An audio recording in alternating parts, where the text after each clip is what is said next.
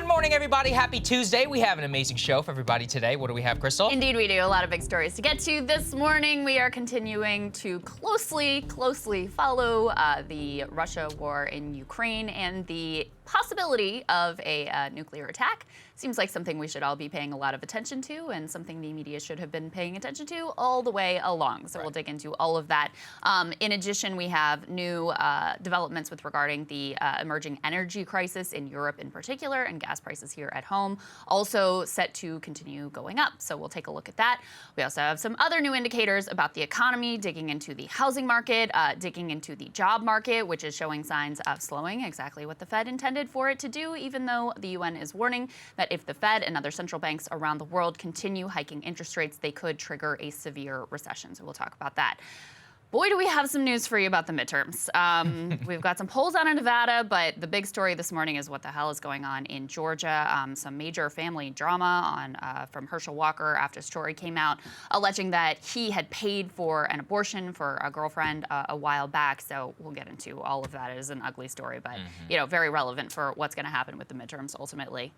Yeah, absolutely. Yeah, and then the last thing we're going to take a look at, you guys are probably aware of this story from the NFL. Quarterback who had appeared to suffer a concussion was allowed back in a game. And then 4 days later, he's on the field again, suffers what appears to be a fairly severe brain injury. I mean, the videos of this are horrific, raising all kinds of questions about what the hell is going on in the NFL, how this man was allowed to back in the game to start with and then to play 4 days later. So we'll break all of that down for you. A great guest on as well, Branko Marcetic, to talk about the war in Ukraine and the media's failures with that regard. Before we get to any of that, though, live show. Number one, live show. Put it up there on the screen. That's right. We've got the tickets on sale. We've got some awesome production that's happening right now that we're planning, a lot of audience participation. It is going to be a real experience. It's going to be good vibes only. If the world is going to end, we're at least going to do it on our own terms. And then number two, counterpoints. Man, they did such a fantastic job on Friday. I'm excited to see what they're going to do tomorrow. They're having their special Wednesday. I guess we should have made a special actually Wednesday counterpoints tomorrow because Ryan and Emily are going to be out on Friday. But they always do a fantastic job, and we've got the discount going on right now, 10% off on the annual membership. It really does help us out so much in terms of hiring, in terms of producing, and we are going to have some news on the hiring front very soon for everybody. Indeed. Introducing the new crew member here to the Breaking Points team, made entirely possible by all of you. It just means so much that you're able to fund us so that we can pay two, salaries on top of all the contractors and so many people who support this show. So once again, I just want to say thank you to all those premium members who are out there. Super excited to make that announcement imminently. We actually just informed him yesterday that we wanted to bring him on board. Some of you will actually know. Some of them will know. We'll just leave it at that for now. But very excited. I think he's going to be a phenomenal addition to the team. James is also excited, both to get the help, but also the two of them are already sort of like mind melding. So very it's going to be great. So. It's going to be good. All right, let's get to the news. Ukraine. Obviously, we have to keep all of our eyes on what's happening with the nuclear posture in Russia.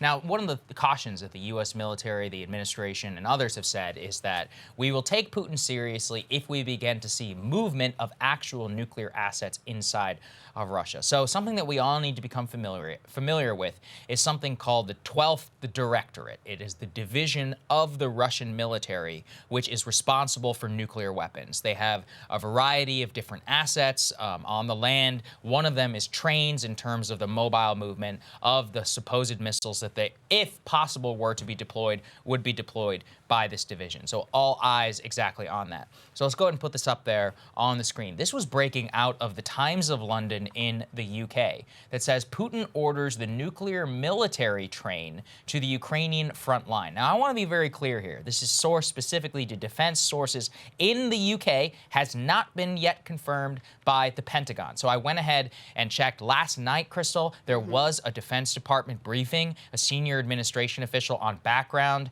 was actually asked at the Pentagon, the highest level, Mr.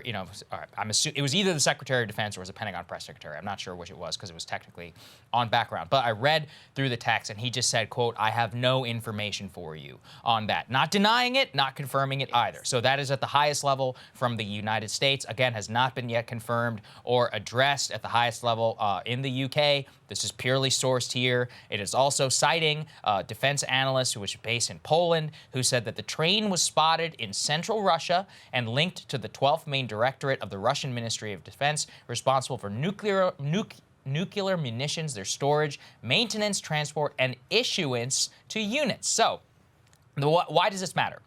All eyes are going to be on this train, on this 12th Directorate, because it would presage any potential nuclear strike. Now, of course, the Russians also have the capability to do this completely out of the blue if they want. I mean, they're great power military at the nuclear level in particular. They have submarines that are capable of this. They have cruise missiles, hypersonics, and all of that. Their belief here is that because the 12th Directorate also has the responsibility over the so-called tactical nuclear weapons, that given the type of strike that anybody would expect if the unthinkable were to happen, it would probably be under their purview because of their responsibility for handling these so-called tactical nukes. And I think we should, again, revisit this for everybody who's on the show, because something that we said yesterday was that a tactical nuke can be as small as, and I just want to emphasize this, as small as included an artillery shell that takes out a single unit. But that's not what it's limited to, and that's why I think the entire thing is a misnomer. It can also be 100 times more powerful than the bomb that was dropped on Hiroshima. That also falls within the realm of a quote-unquote tactical nuclear weapon, which is exactly why this is so dangerous in the first place. And, you know, just to reiterate the explanation for those who may not have heard yesterday, part of the reason why I think this is so important is that there is no such thing as a quote-unquote tactical nuke, because even if a tactical quote-unquote nuclear weapon is used just to take out a city block with an artillery shell, or even at the 100-ton level, or sorry, not 100-ton. When I say 100 times more powerful than the Moab bomb, remember that one, the mother of all bombs that we dropped on Afghanistan under Trump? Such an event is just so like groundbreaking in terms of what it means for the situation, that it would automatically result in a change in the overall strategic posture. Thus, it doesn't have any tactical case for its use. It only has the ability to strategically push the situation in a totally different direction, either outright war with Russia between NATO, the United States, and Russia, or basically blank check to the Ukrainians. You guys get anything that you could possibly want, or actual capitulation by the Ukrainian state after a horrific strike. All of those things would change the picture dramatically. The bottom line is there is no one on Earth who can promise you that in the event of a quote-unquote tactical nuclear strike that you do not enter a chain of never-ending escalation that results in all-out nuclear war. That's right. That's why we are so skeptical of this idea that there is in fact a thing that is just quote-unquote a tactical nuclear weapon, because ultimately, okay, the chain of escalation may take a little bit longer, but you're still in a situation where, okay, then what does the U.S. and NATO do? Okay, what does Russia do in response to that? Okay, then what do we do in response to that? And as I said, there is no one, even the people who would argue that, yes, there is a tactical nuclear weapon, and yes, we can keep the escalation chain from going, there is no one who can guarantee you that. That's why this is such an important and frankly terrifying red line. I mean, listen, with regard to this nuclear train situation, obviously Putin is right now in the business of trying very hard to persuade the West that he is very serious about the possibility of using tactical nuclear weapons to defend what he now considers his territory, even though they can't even agree on exactly where those territorial lines are. I mean, think about how insane that is. Right now, and we're going to get to this in a minute, but right now in Russia, they literally don't know where the borders of their own country are. Like, that's how crazy this whole situation is. And then you're threatening to use nuclear weapons to defend borders that you have not even defined and that your own people don't know where they are. That's the level of insanity and like a terrifying situation that we're facing down right now. Now, to the people who would say like, oh, you can't just like, you shouldn't appease this guy and you can't give in to these nuclear threats because then ultimately, everybody will want a nuclear weapon because you see the way they serve as deterrence.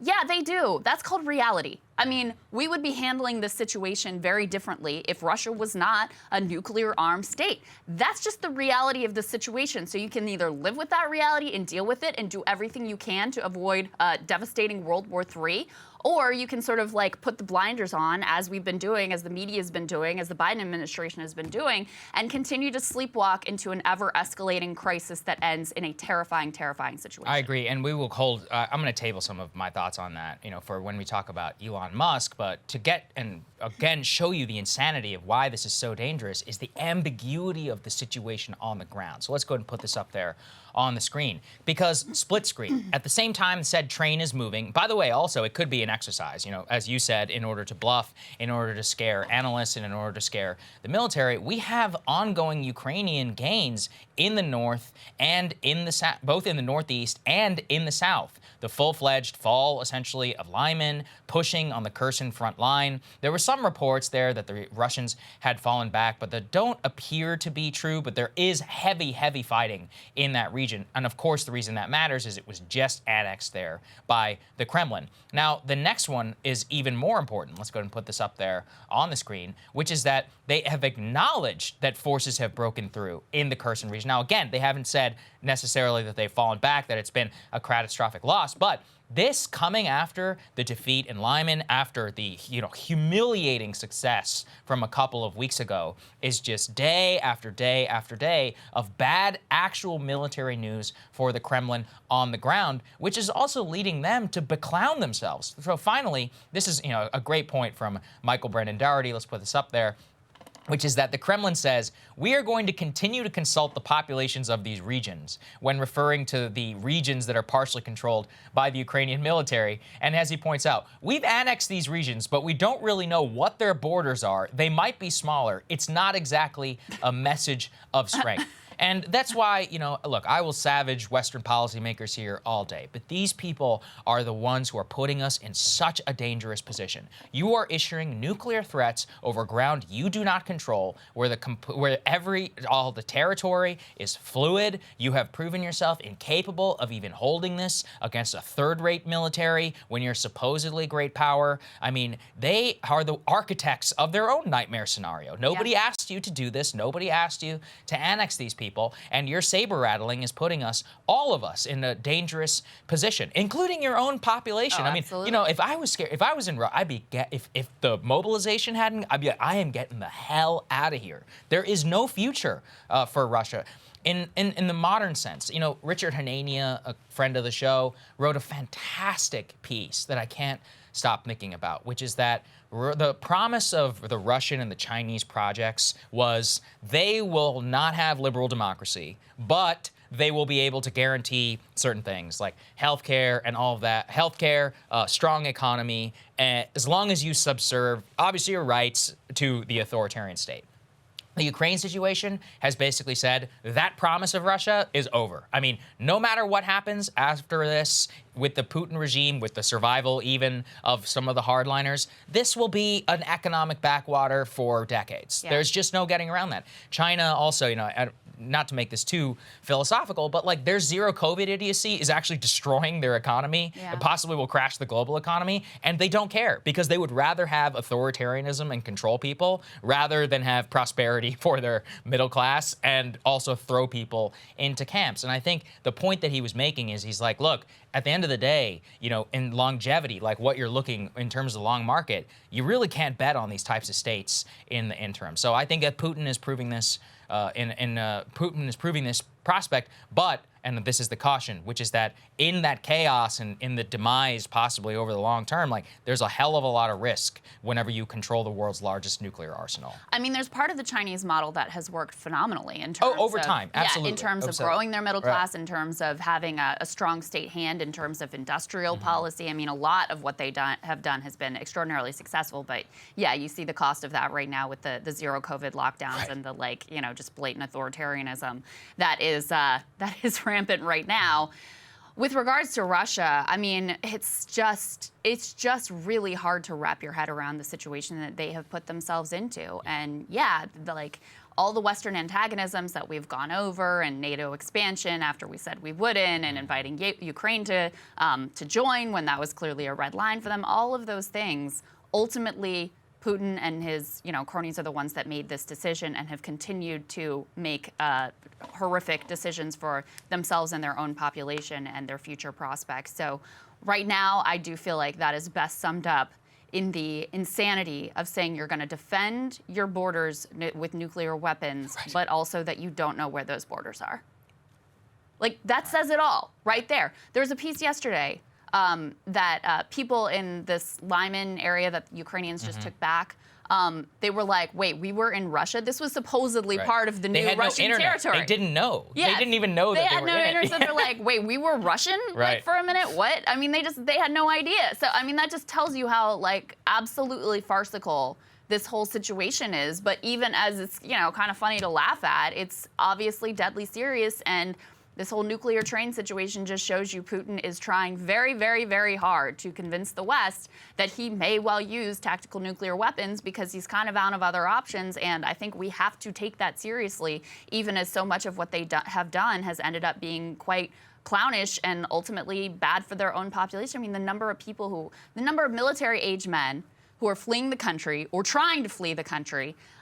There's all kinds of reports of businesses and farms that basically can't operate because you had people receiving conscription subpoenas at work, and so they stop coming to work, or they see their friends getting served these subpoenas and they, decide, okay, I got to make a break for it and get out of here altogether. So this is having catastrophic ramifications in the Russian economy, and it's just astonishing to watch, honestly. No, it really is. And, I'll end with this, which is that I was actually reading as much as I could about what we know about the makeup of the Russian nuclear force, and their nuclear arsenal is actually much more heavily weighted, Krystal, towards these tactical nuclear weapons. It's much more a part of their nuclear doctrine. So of the 7,454 missiles or nuclear warheads that we know about within the Russian arsenal, 1,800 of them are actually non-strategic tactical nuclear weapons. To compare that to the United States, we have 5,700 nuclear weapons. Only 230 of ours are so-called battlefield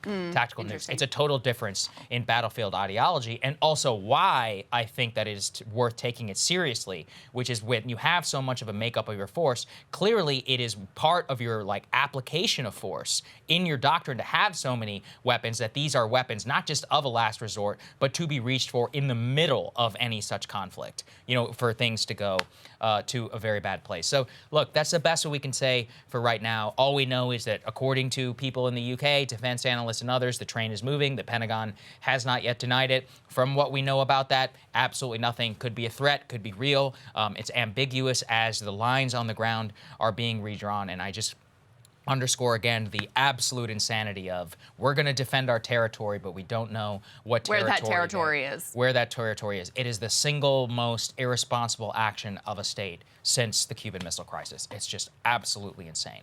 All right, let's go ahead and move on to the next one on Elon Musk. Man, Elon poking the bear and making a lot of people have their masks off. Now, I'm not going to defend Elon's proposal necessarily, but let's start with this. Let's put it up there on the screen. Nor the wisdom of using a Twitter poll to do foreign diplomacy. Right. Anyway, here's Elon out of the blue.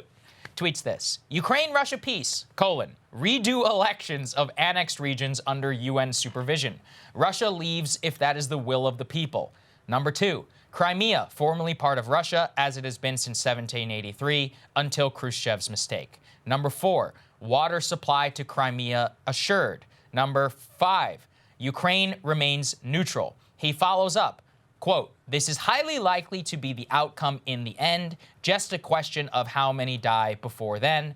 Also says, quote, also worth noting if a possible, albeit unlikely, outcome from this conflict is nuclear war. Now, look, there are a couple of things that you could say about this, which I would say you can critique in good faith. Number 1, the idea of any free and fair election in these regions after Russia has occupied it and depopulated it of any pro-Ukrainian forces. Even if the election was free and fair, all these pro-Ukrainians are either dead or they're in Poland or in the eastern part of the country. You can't have a quote-unquote free and fair election after you've forcibly removed the part of the population that would have voted for it. Now, again, it's not to say that many of these people don't want to be a part of Russia. If you had held this a couple of years ago, I'm relatively certain they probably would have chosen to be Russian. And that actually shows you that the person who is most responsible for screwing up their chance at true independence or joining Russia is Putin. I mean, mean, because he has made it impossible to have the type of referendums that could be potentially respected internationally. Right. But so that, I think, is probably the most objectionable part of it. But number two, when he says Crimea, formerly part of Russia, as has been since 1783, look, I'm not going to use the term Khrushchev's mistake. That's literally a Russian term. So they can call it what I don't give a damn about Khrushchev, former Soviet Union, whatever. I'm going to look at this and say, well, Russia's controlled it since 2013. The world basically accepted it. They were let back into the G7. It was a de facto acknowledgement by the United States, the European Union, the United Nations, even if nobody ever did it, in part, and basically everybody just learned to live with it. So maybe we just never formally recognize it, but also certain sanctions that are in place over that come away if you withdraw and keep, your forces in Crimea. I mean, that's where the Ukrainians need to get real. And that's actually why I wanted to do this is it shows to me how emboldened the Ukrainians are, at the very least publicly, to say that their most maximalist aims are the only things that they will accept. Yeah. Because they ridiculed him for suggesting this, of which, if you said this in 2015, everyone would be like, yeah, it's true. Obama said this in 2014 or in 2016 in his famous interview with Jeffrey Goldberg.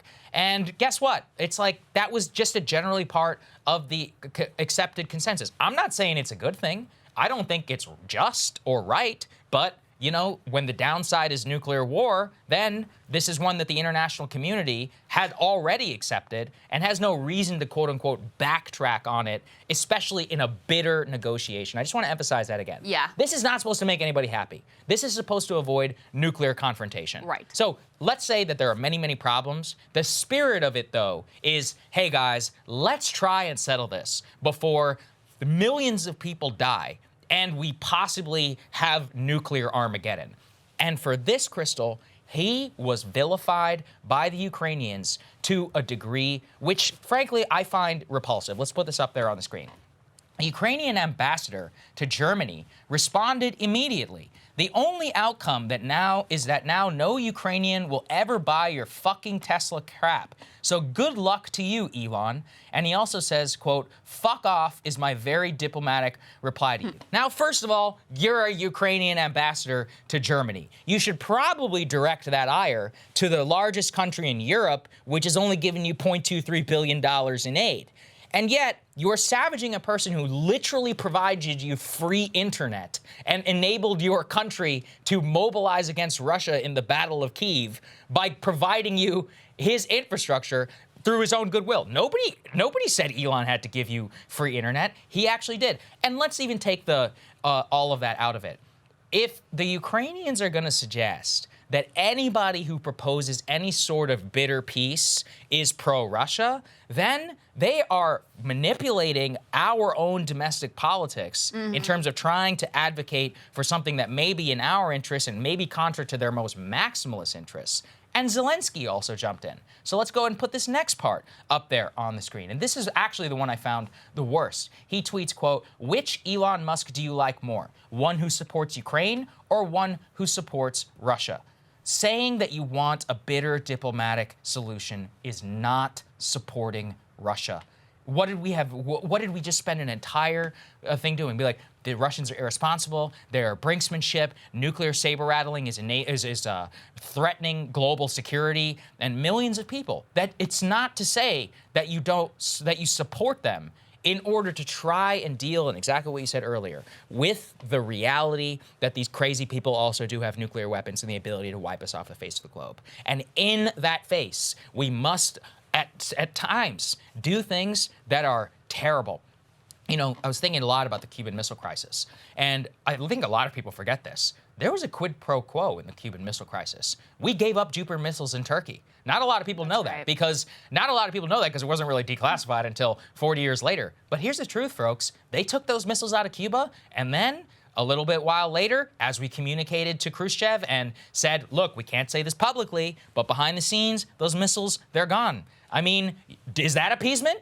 Did John F. Kennedy, whose father, by the way, is the chief appeaser, who himself advocated for war with Hitler and the Nazi regime, wrote a famous book, did he, quote unquote, learn and repeat Chamberlain's mistake by avoiding nuclear war? Right. No. I mean, that's the reality. And because, and I think this, I've been really thinking this, Kennedy lost his brother in World War II. Joseph P. Kennedy II was blown up over England. Kennedy himself suffered horrific back injury. Plagued him for the rest He of his had life. men who died in his arms after PT 109. He understood the reality of actual war. And I think that the people who are saber rattling and talking online about, oh, I'd be happy to go and to die, you know, if I had to, you have no idea what it means. I mean, you know, Dan Carlin said this on his podcast. I think it's so important, which is that whenever you're a couple decades removed from conflicts, you like to look at things in macro trends. You're like, well, and he specifically said this in his Mongol episode, where he said, look, you know, now 700 years later, we're like, wow, but when the Mongols conquered China, it united them all under one thing, and then there was a global currency, and that was awesome for global trade. And he's like, yeah, but you know, like 10 million people died. Right. And he's like, and we all just kind of forget that. Kinda And he's hand-wave like, that away. you can't just, you know, move on past the mountain of skulls that somebody literally saw and the ground that was so wet with human fat that it was like muddy for months. This is real. This is real, okay? Jesus. And so it's like, well, yeah, I mean, it's true. Genghis Khan and the Mongol Empire created the first currency union and paper currency, but, you know, a lot of people had to die in order for that to happen. I think that we are almost just so removed from what the reality of conflict is, Krystal, that we are getting to this point where we have unhinged discourse and we have the inability to assess our own interest in this conflict. Yeah, I mean, even like Elon's Twitter diplomacy here is kind of a sign of that. That this all just, to so many people, it just feels like a game. Yeah. It feels like something you could like put on a Twitter poll on and like come to some sort of a like crowd-funded consensus rather than the reality of what this is. And then I almost, really, I don't blame the Ukrainians for the response. I really blame the U.S. for the Ukrainian response because we have allowed them to imagine that they could achieve this maximalist end. That's true. I mean, that's the reality. If we had put pressure on them from the beginning of like, no, there's going to be a ceasefire. No, we're going to have a peace deal. No, you are going to have to give up some of your territory. Their language would be a lot different here. And ultimately, you know, this sort of maximalist idea of we're going to reclaim all of the territory, which, you know, is unlikely to be the outcome ultimately if this war is ever going to end. This also creates an obstacle with the Ukrainian people to peace because then when, you know, if Zelensky ever did sit down at a negotiating table and you have to make these sorts of bitter, hard, terrible concessions, well, the population is going to say, what the hell? You told us we were going to have it all back. You know, this isn't something that we can stomach. This isn't something that we can, you know, that we can ultimately accept. So I really sort of blame the U.S. posture here of pretending like we're hands off, like we're just letting the Ukrainians do their thing, when in reality, the Ukrainians are doing exactly what we want them to do in terms of continuing this war indefinitely. And listen, I always put the caveats on here. It's not like Putin is in. He has created so many barriers to ever being able to get to a ceasefire, let alone some sort of negotiated peace. There is no doubt about it. I mean, at this moment, the idea of any sort of like working on a peace deal, and I think this is part of why Elon was mocked as well, it seems preposterous. I don't deny that whatsoever, given the actions that the Russian state has just taken here. But ultimately, you're going to have to find a way to get to that place so that this doesn't continue indefinitely and continue to risk escalation and ultimately nuclear war. I mean, there's just no other way to say this. The longer this goes on, the more likely we are to have some sort of nuclear weapon deployed. That's just reality. So we can all do everything we can, even if it seems as a long shot, to try to push for that negotiated settlement and that ceasefire to be put into place, or we can just like sort of close our eyes and hope for the best, which is basically what we've been doing up to this point. I've been thinking long and hard about this one, and I think I realize why the way that we speak is just so contrary to how a lot of other people think about this conflict. Because I think that you and I are coming at this, and have from the beginning, with a dispassionate view of what is in America's interests. And the foreign policy elite does not care about America's interests, or they do, but they are willing to subordinate them to a point and risk them while supporting Ukrainian interests. And I think that their ability to compartmentalize this is the disconnect, because I think we have to acknowledge a couple of basic things, which the honest hawks will say, which is that here's the truth. Ukraine's most maximalist aims are actually contrary to the interests of the United States. Might be crazy to think, but Ukraine's most maximalist aim is to recover Crimea. Well, that would almost certainly push us into an outright war with Russia. So at a certain point on the line, things cross where Ukraine's interests are here and America's interests are here. They diverge. The difference is that they are willing to push things all the way up until that line before we have some sort of attempted negotiated conflict. What you and I are saying is that the risk of getting to that line is so high and increases so incrementally that we are willing to pull the plug, quote unquote, and try and force negotiation right now rather than ever get to the point where we have Armageddon in the first place. And the only way that I can reconcile why somebody would be willing to do that is if they care so much about the security of Ukraine, like in the longest term. I actually don't. I read it a little bit differently. I actually think it comes from arrogance and hubris of the type that we've seen routinely from the foreign policy establishment. I mean, in our lifetime, but also for generations before we came along. I mean, they thought they could go in and remake the Middle East. They thought they could go into Afghanistan and prop up this government. I mean, how did that work out? They thought that they could turn Iraq into a democracy and, not really, and disband the army and that this was all go fine. I mean, the level of hubris that has been demonstrated by the foreign policy establishment and cheered on by a military-industrial complex that, of course, profits off of each and every one of these conflicts, I really think that is driving the flawed thinking that has led us to ultimately this place. And, they said pretty clearly at the start, like, Putin has to go. I mean, they effectively came out and said, our policy here is regime change. Mm-hmm. Think of the arrogance of that. Think of the hubris of that, given everything that we've learned. And again, I mean, sometimes I feel like we're repeating ourselves, but I also feel like we kind of have to repeat ourselves. You don't know what comes after Putin. Let's say you get, careful what you wish for. Let's say you get your wish. Let's say there's a, popular revolt and Putin is pushed down. It's just as likely you get someone who's more like Ramzan Kadyrov than that you get, a Navalny in there, okay? Right. So, and the societal chaos and fallout from such an action is also something to be very, wary of and very concerned about, not just for the people in Russia, who we should care a lot about, the ordinary citizens, who are suffering right now in Russia, but also for world stability and what happens next and, we're going to destabilize the nuclear power. Like, what are you thinking about? But I honestly think that's where it comes from. It's from this arrogance of thinking they can just remake the world and shape it however they want and put in place the people that they think are going to work better with them and do the things they wanted to do.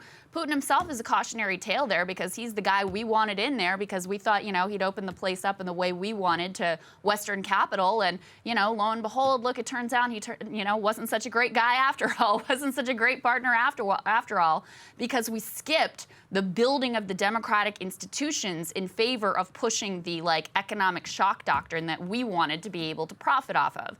So to me, that's where the disconnect ultimately comes from. And I can't tell you how frustrated I'm getting just watching this media narrative unfold that says the only position you are allowed to take is one that says Ukrainian maximal victory. The total absence, we're going to talk to Branko Marcetic about this today, the total absence of any sort of genuine peace movement that isn't seeking to take Russia's side or seeking to, take the Ukrainian side, even though the Ukrainian cause, I mean, that is the just cause, there is no doubt about it, but it's just looking to say, how do we end this conflict without putting everyone's lives in danger?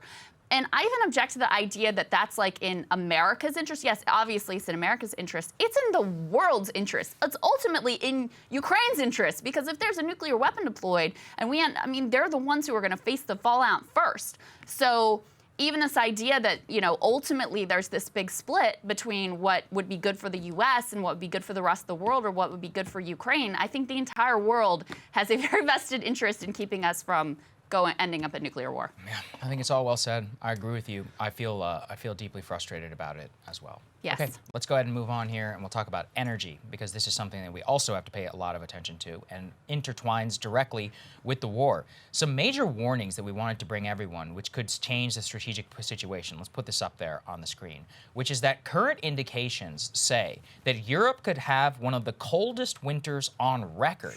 Warning adding that less wind and rain will actually dramatically hit renewable power on the continent, especially as it tries to wean itself off of Russian gas. So when you have less wind power, and less wind and rain, as they're saying here, the European Weather Forecasting Agency is saying early indications for November and December are a period of high pressure over Western Europe, which is likely to bring colder spells, less wind and rainfall, reducing the generation of renewable power, of which they were really banking on, even in its limited capacity, to show up for them as they wean themselves off of natural gas. And of course, the reason why that matters is A, it is going to drive up the price of natural gas dramatically on the continent. Yeah. Right now, they had actually planned right now and said we should be okay if things stay standard, because they'd stockpiled enough natural gas. They paid astronomically high rates to the UAE and to others, and they had secured global stockpiles at the expense, by the way, of developing nations like Pakistan, Thailand,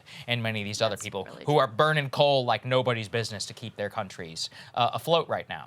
Put that aside. So they thought they had enough LNG to get them through the winter as long as renewable power showed up at the traditional rate. However, if you have that lack of wind and particular cold, which is going to increase the amount of heat, that would mean that they don't actually have enough stockpile, which could force a crisis in the middle of the winter. They're also pointing to the fact that the hurricanes that we're seeing in our region, the problem is that we don't have a robust and resilient network right now that is able to supply the entire global economy, including the richest nations, the US and Europe, which are willing to pay very, very high rates. Yes. But with that drop in supply and Europe's own vulnerability right now, they would essentially be forced to rationing if they did have another major shock, like some sort of hurricane. If something takes out a Freeport, I mean, we had that explosion at the Texas Freeport just a couple of months ago, took that port offline for 3 months. Yeah. I mean, the price of gas in Europe went up by 1,700% overnight. So we are really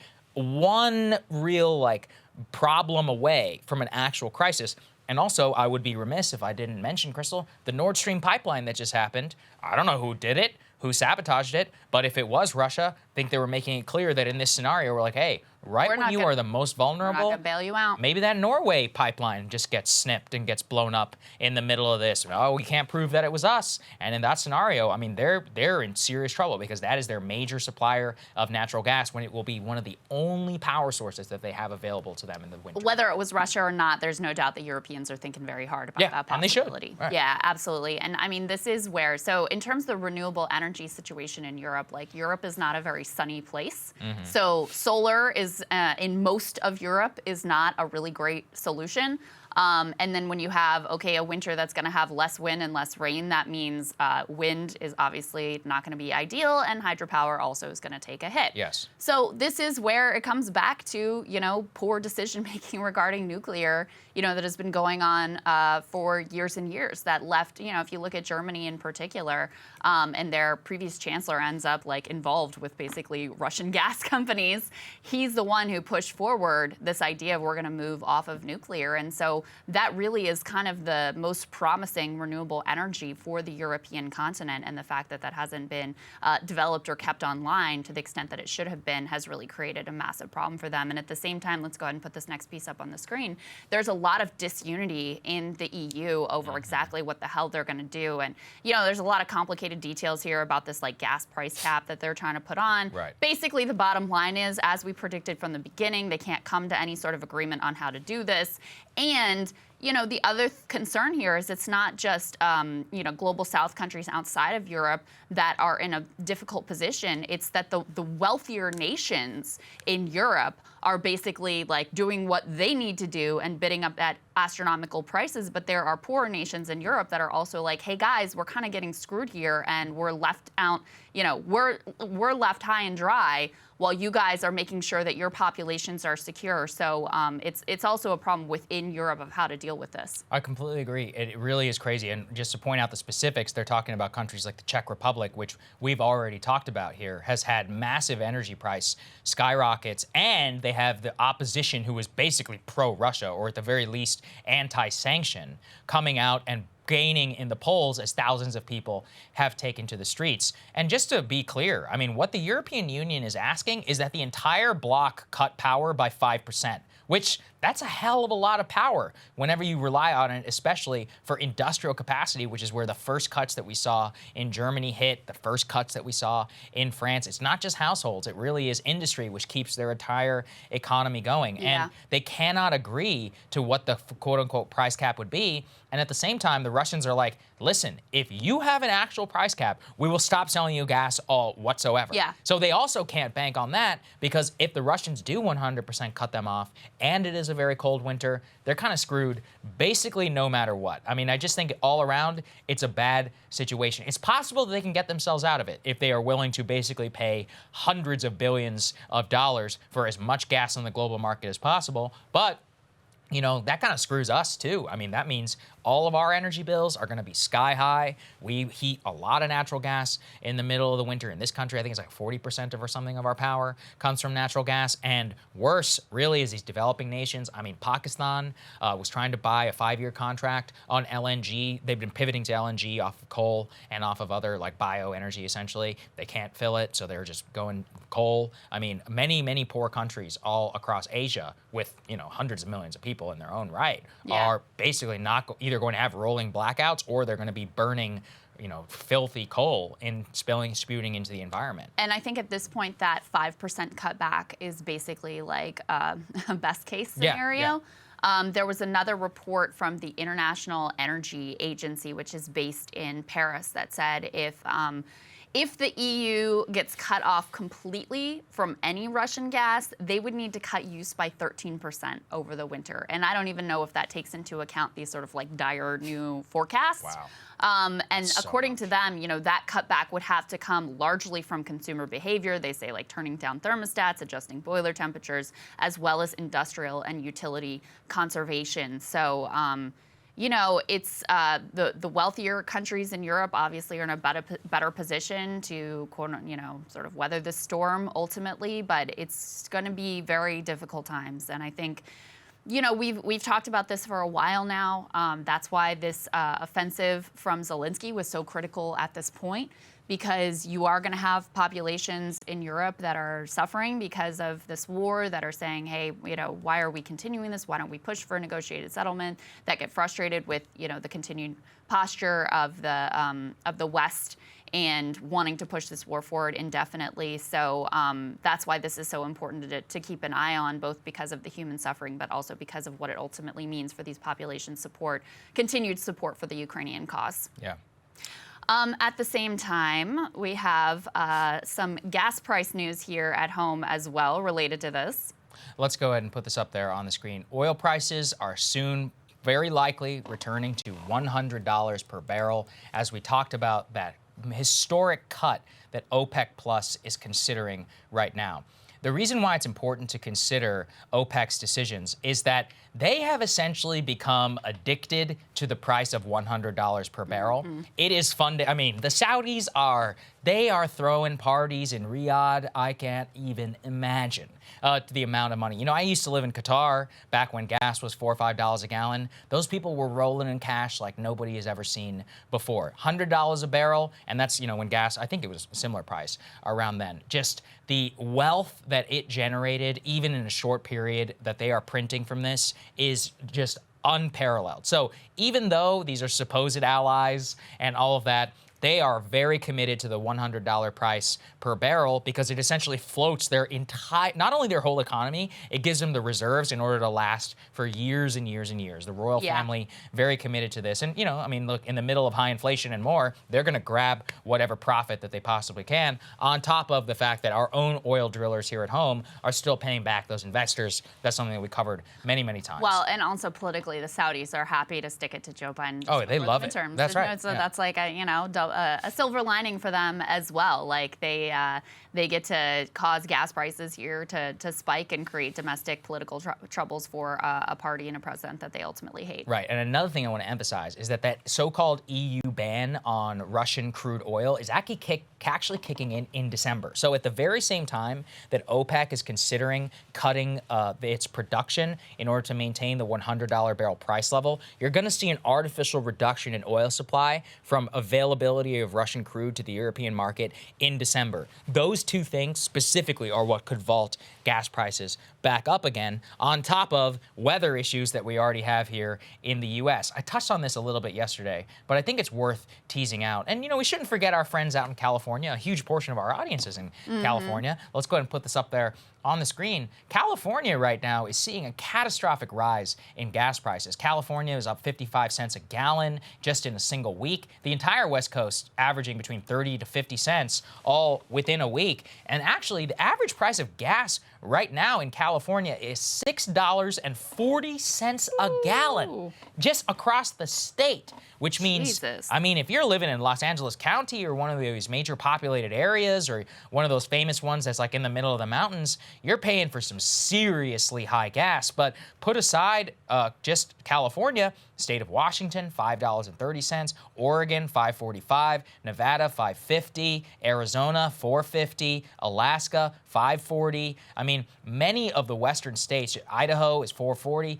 Everybody is just getting hammered. Kind of as you move over to the East Coast and particularly into the South, you're going to have the cheapest availability of gas, obviously, because that's close to the refineries and there's not a lot of cost. But the reason why I just want to emphasize is that the Western United States, for a variety of supply reasons, does not have high inventory of gas. So when you have very, very low inventory and you have high demand, and you already are seeing a reduction in release from the SPR and now potential shocks of oil to the global market, you are just going to be in a situation where you are paying historically high prices. People sending me messages, Krystal, from Costco in California being like, thank you, Costco, for only $6 a gallon of gas. I'm like, I cannot even imagine. Yeah. Here in Virginia, let's see where we're at. So you and I are in D.C. right now, but the price in Virginia where we live is $3.30. So not nearly as bad as our friend. Sounds literally good double. Compared to $6. Yeah, can you imagine? One of the analysts, the head of petroleum analysis for Gas Buddy, which we rely on that site, says there are a lot of refinery issues in the West, including 6 refineries that are either undergoing planned or unplanned maintenance. That's caused gasoline supply on the West Coast to drop to its lowest level in a decade and has caused wholesale gas prices to skyrocket. So that's one of the more significant issues that's contributing to the low inventory there that is causing all of the problems. But as you said, there's a clear political fallout here as well. Obviously, there are many things going on with their domestic political situation, including the Dobbs decision overturning Roe versus Wade. That clearly has been sort of a pivot point in terms of the midterm landscape. But if you track gas prices, Biden's approval rating tracks pretty closely inversely related with gas prices. So as gas prices went down, Biden's approval started to tick up. As gas prices now are going back up, lo and behold, Democratic prospects with midterms are not looking as rosy as they did just a short while ago. So I do think this is one of the most important indicators that you could look at in terms of politics as well, because it has such a hit on people's budgets and also takes such a psychological toll on people when they see those prices going up and up and up. And they wonder, they're increasing, like, where is it going to stop? How am I going to be able to deal with this? How am I going to be able to afford to get to work? How am I going to be able to afford to put gas in the car and still put groceries on the table? So it is a major reality issue, and it is also a major political issue for the party in power. Yeah, I completely agree. And look, it's just in general, no matter who you want to blame, to deny the effect, I think is crazy.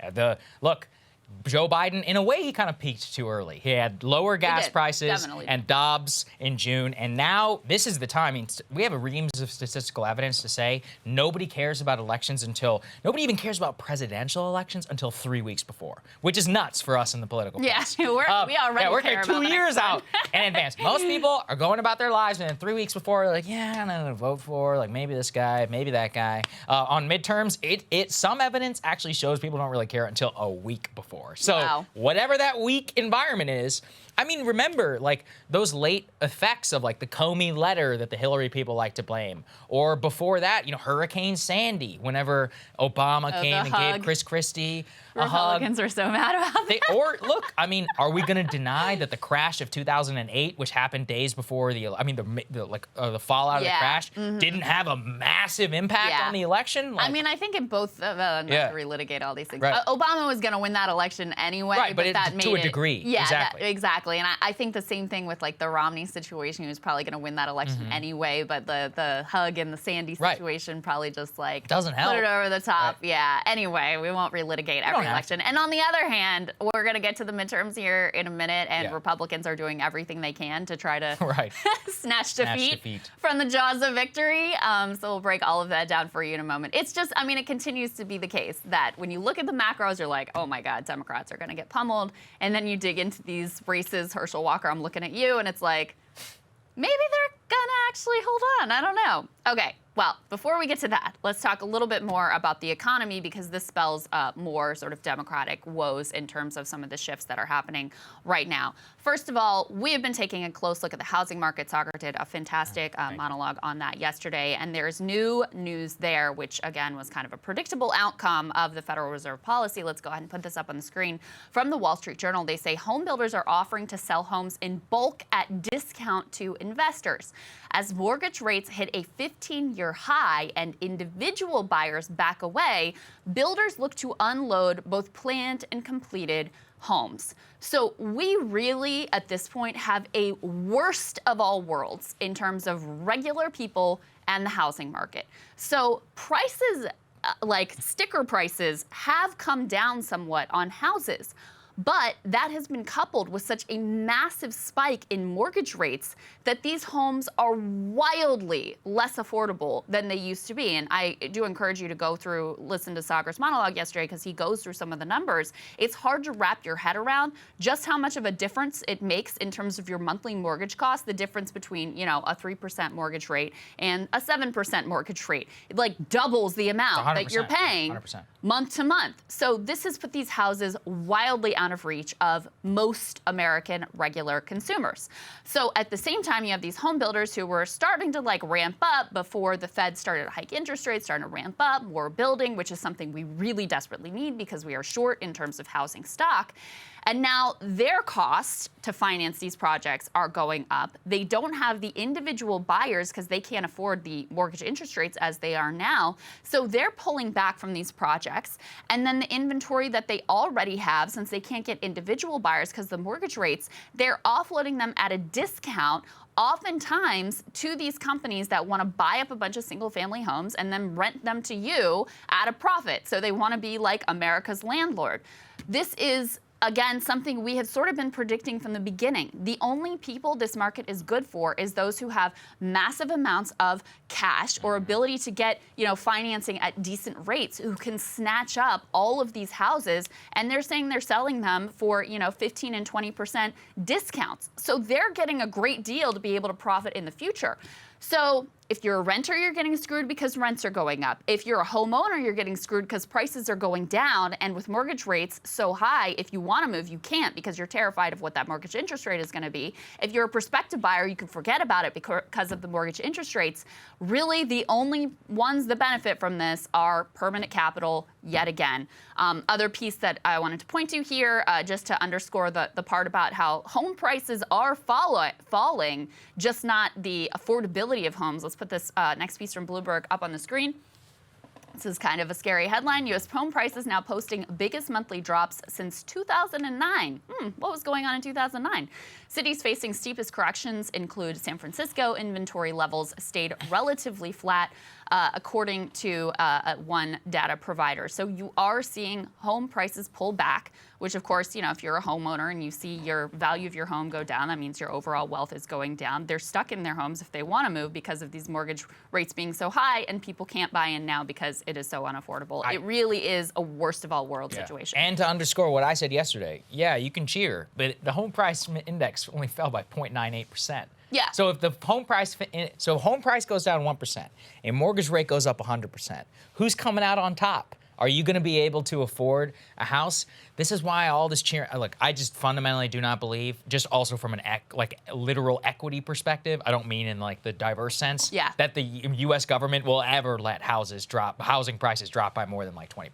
Because then you would just homeowners are too powerful. Exactly, they're the most powerful people in the world. Like they have all the money, 1/3 or something, I think, of the cash. Some 68% of Americans have at least some home equity, disproportionately higher amongst elder folks. I'm certain that if those people are that affected, that something will happen. So my point is that you can't, for you to wish that the price keeps going down to be equal to the increase in your average monthly mortgage, you would have to wish for essentially a 50% or almost 100% reduction. That's just not going to happen. So my point is, it's like, okay, let's say they slide 10. Again, you're still out of a hell of a lot of money if you're still trying to afford something. And the other problem is, this will be the situation for years to come. Already, the Fed is like, we are not even considering lowering rates till 2024.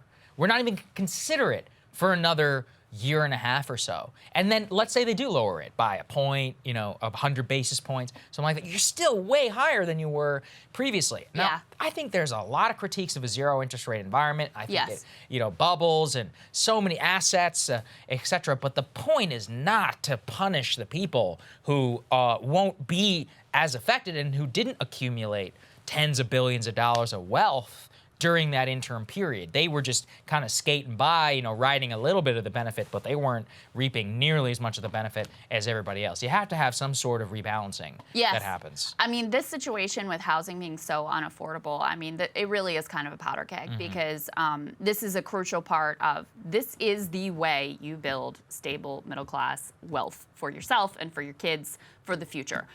It'd be great if there were other pathways, but this is basically the pathway. And you are, for effectively, now 2 generations, millennials and Gen Z, shutting that off.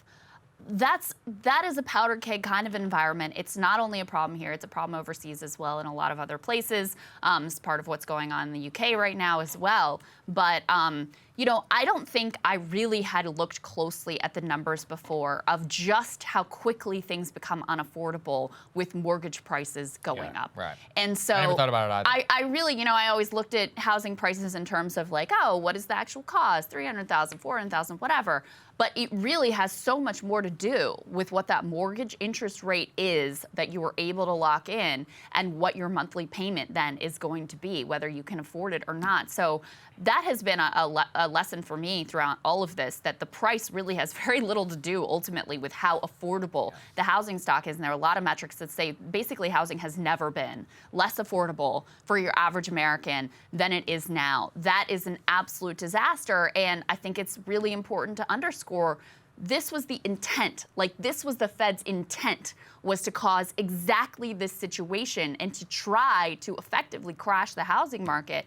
But again, if part of your issue here is a supply issue, by increasing the rates, and that's what this Wall Street Journal piece really points out, you're also causing additional supply issues. So exactly the problem that spiked inflation to start with, you're actually exacerbating by increasing these rates as well. So it's an ugly situation. I want to get to the other piece of this, which, the other goal of Fed policy was basically to lower wages and slow down the labor market. There was lots of angst in the corporate world about the quote unquote tight labor market. Let's go ahead and put this up on the screen. It looks like those policies are just starting to bite. They say, this is from the New York Times, less turnover, smaller raises, hot job market might be losing its sizzle. Unemployment is still low and hiring is strong, but there are signs the frenzied turnover and rapid wage growth are abating. Let me read you a few of the facts that they have in here. They say Americans in July quit their jobs at the lowest rate in more than a year. That's a sign that the period known as the Great Resignation might be nearing its end. Wage growth, which soared as companies competed for workers, has also slowed, particularly in industries like dining and travel, where the job market was particularly hot last year. Now, one clarification on that point, what they call nominal wages, those grew. they did not grow as fast as inflation did. So on a real level, in terms of what you're able to buy, wages have been going down. I think it's really important to keep that in mind. But even that nominal wage growth is now slowing. You have them saying that more broadly, many companies around the country saying they're finding it less arduous to attract and retain employees. Many are paring their hiring plans, partly because the pool of available workers has grown as more people come off the economy's sidelines. And then you have, some companies being a little bit too direct here and basically cheering for this situation, and companies being able to gain what they call the upper hand again. This is the chief financial officer at Expedia who told investors, quote, "Not that I wish ill on any people out there from a layoff perspective or whatever else, but I think there could be an opportunity for us to ramp some of that hiring over the coming months." You had another chief economist at ZipRecruiter say workers and job seekers are feeling just a little bit less bold, a little more concerned about the future availability of jobs, a little bit more concerned about the stability of their own jobs. All of this, again, is the goal of the Fed, and also will, make it much more difficult for the grassroots labor movement that we have covered in depth here to continue to notch gains and organize new workplaces as they've been doing. Yeah, no, I think that's correct, Krystal, unfortunately, which is that the tightening of the labor market that we have, the tightening that we had, which enabled some of this, is just getting eroded, which is the explicit goal of raising interest rates, of increasing unemployment. And I just see a confluence of crazy factors, almost like we had in the Great Depression. At that time, we had not only chaos here at home and international chaos abroad, including the prospect of war, annexation, and all of that, we also had insane fiscal policy by the heads of the 4 largest central banks, which contributed to prolonging the crisis. And I just think that we cannot get away from how ideology in the moment is possibly ruining and accelerating some of these social trends, which that's right. that we thought were very beneficial, and B, can reverse really on a dime. It doesn't take too long for people to get in some desperate straits. Having read some histories of the Great Depression, 1929 was a great year. By 1933, you had Hoovervilles, you had debt collectors being shot in the middle of cornfields, you had literal uprisings where people would hold hostage, foreclosure events, near communist revolutions. It got real bad real quick, and I just don't think that people can underestimate how quickly this veneer of our economy. We got a taste of it in 2008, but it could be so much worse, especially when you add global conflagration up on top. That is so true. Yeah. And by the way, we're not the only ones who are sounding the alarm here. The UN is now saying, "Hey, slow your roll here, guys." Let's go ahead and put this up on the screen.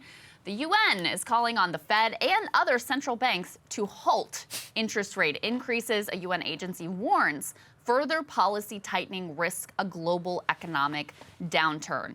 And the really important thing to understand here is that it's not just the Fed tightening. You have wealthy economy central banks around the world that are tightening at the same time. These effects can compound very quickly. There is a lag between when interest rates are hiked and when you see the fallout economically. So in the same way that we had this massive supply chain shock because of the pandemic and also exacerbated by the war in Ukraine, they're saying all of these banks tightening at once could have a similar compounding disastrous fallout effect that, first and foremost is going to devastate the global south and poorer countries.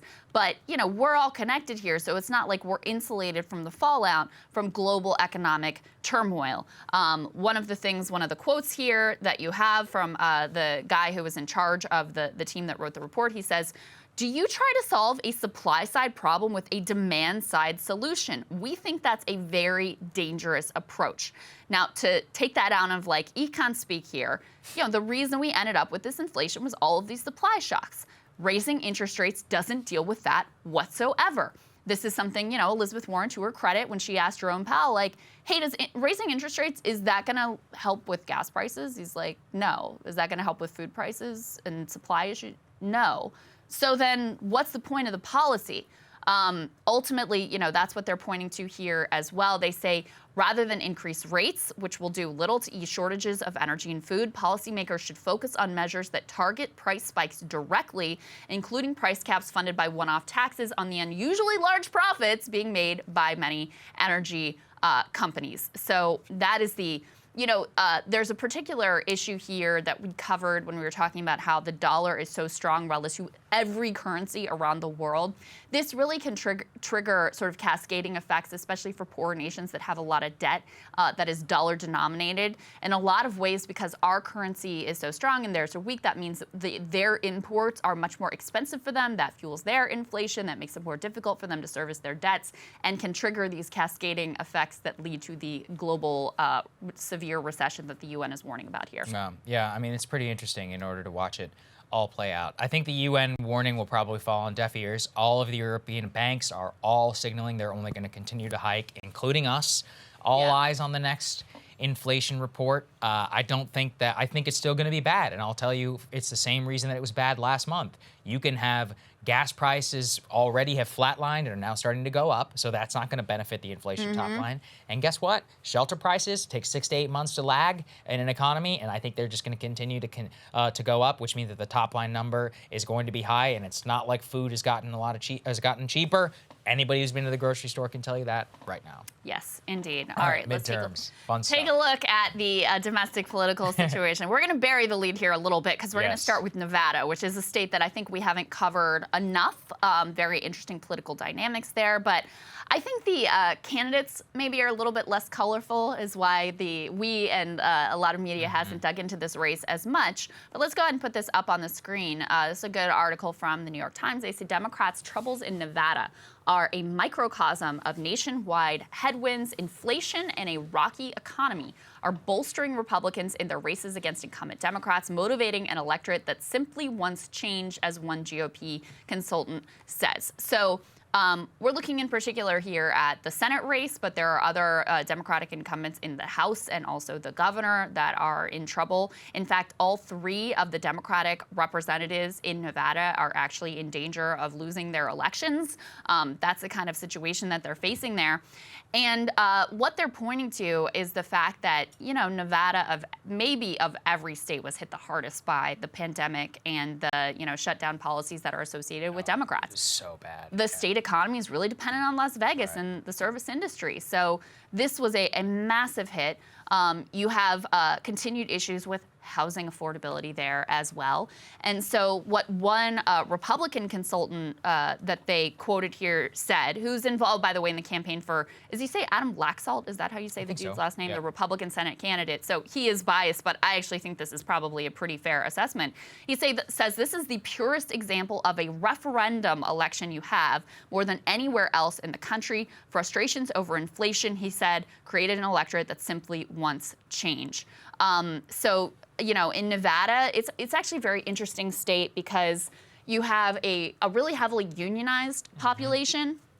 The unions are very powerful. They're the Culinary Workers Union. We talked a lot about that, especially on Rising during the Democratic primaries and caucuses there.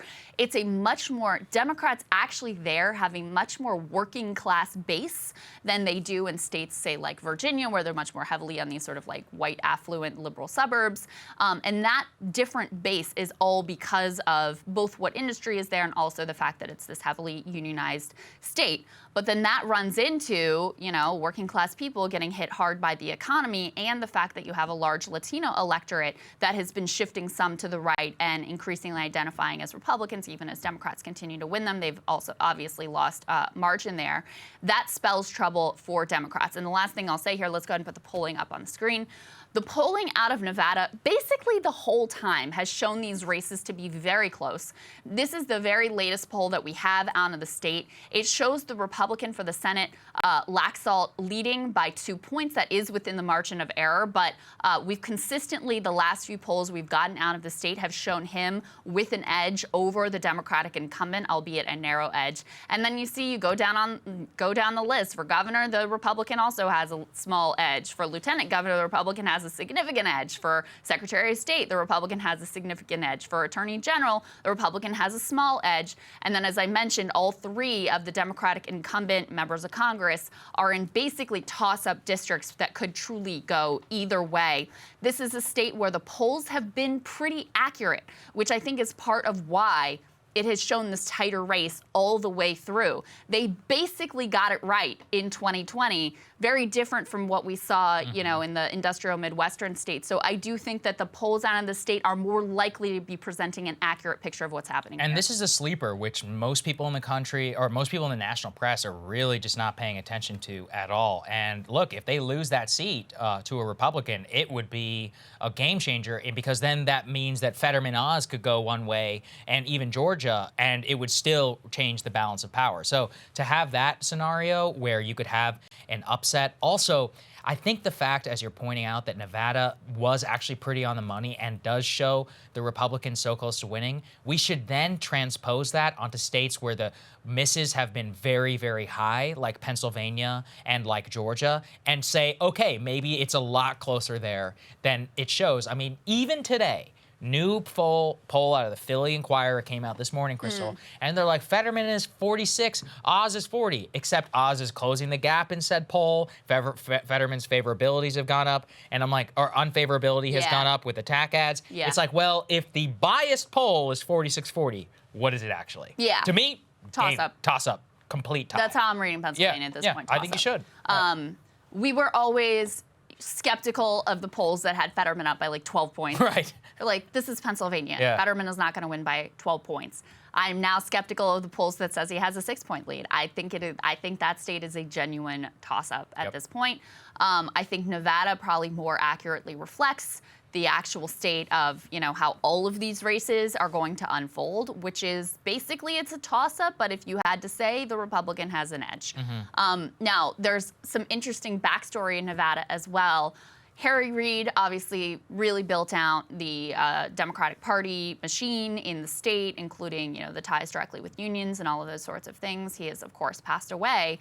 And you had a Bernie Sanders-aligned takeover of the Democratic Party in the state. I don't know if you guys remember this, but they won elections to basically run the Democratic Party in the state. And the establishment Democrats were so upset about this that they effectively sabotaged and blew up the state party apparatus.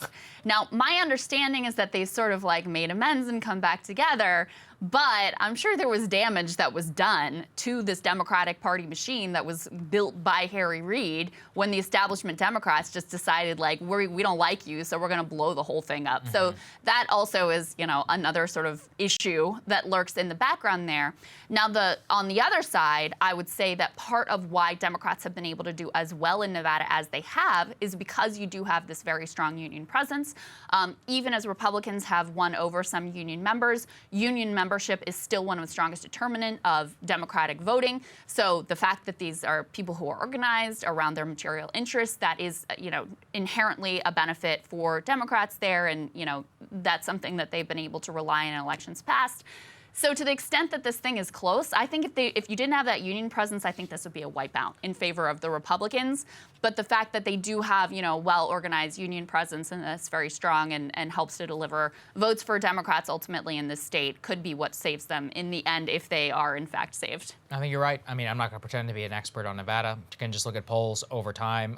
My limited understanding, as you said, is that Dems always have somewhat of a shot given that Las Vegas base of union organizing and more and the disproportionate influence it wields. It is semi-conservative, has shown us many times with upsets in the past. It's a populous state. It is a populous the best way to look at it. It's a strange place. It's fascinating to read the history of Harry Reid. Yeah, it is a fascinating and all of that. It's and very unique. Very unique going back basically since its history. We'll watch it closely because I think there's a lot of national wins that can be told from out of that state and what exactly will happen. Indeed. Okay, so this is the one everyone was talking about today, which is what the hell is going on with Herschel Walker and his campaign and his family and all the rest. It's not a pretty thing to talk about, but very relevant in terms of who is ultimately going to control the Senate. Okay, so it all started with this report from the Daily Beast. Let's go ahead and put this up on the screen. So Herschel Walker, who is very pro-life and says he doesn't believe in exceptions, and unlike some Republicans who have sort of walked back from their abortion positions in the general election, he has been all in. Daily Beast reporting, pro-life Herschel Walker paid for his girlfriend's abortion. But wait, there's more. They have quite a bit of evidence to support this allegation. Let's go ahead and put this next piece up on the screen.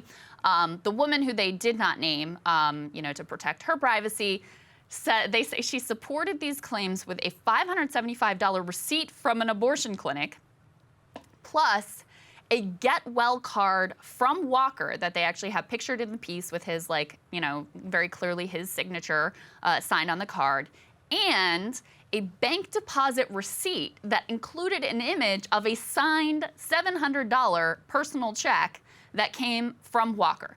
So you've got the receipt from the abortion clinic, the get well card that came right after the abortion, and the bank deposit receipt that is for the rough amount that the abortion cost directly from Herschel Walker. Crazy. So pretty hard, I would say, to deny that one. It seems like the facts are fairly clear here.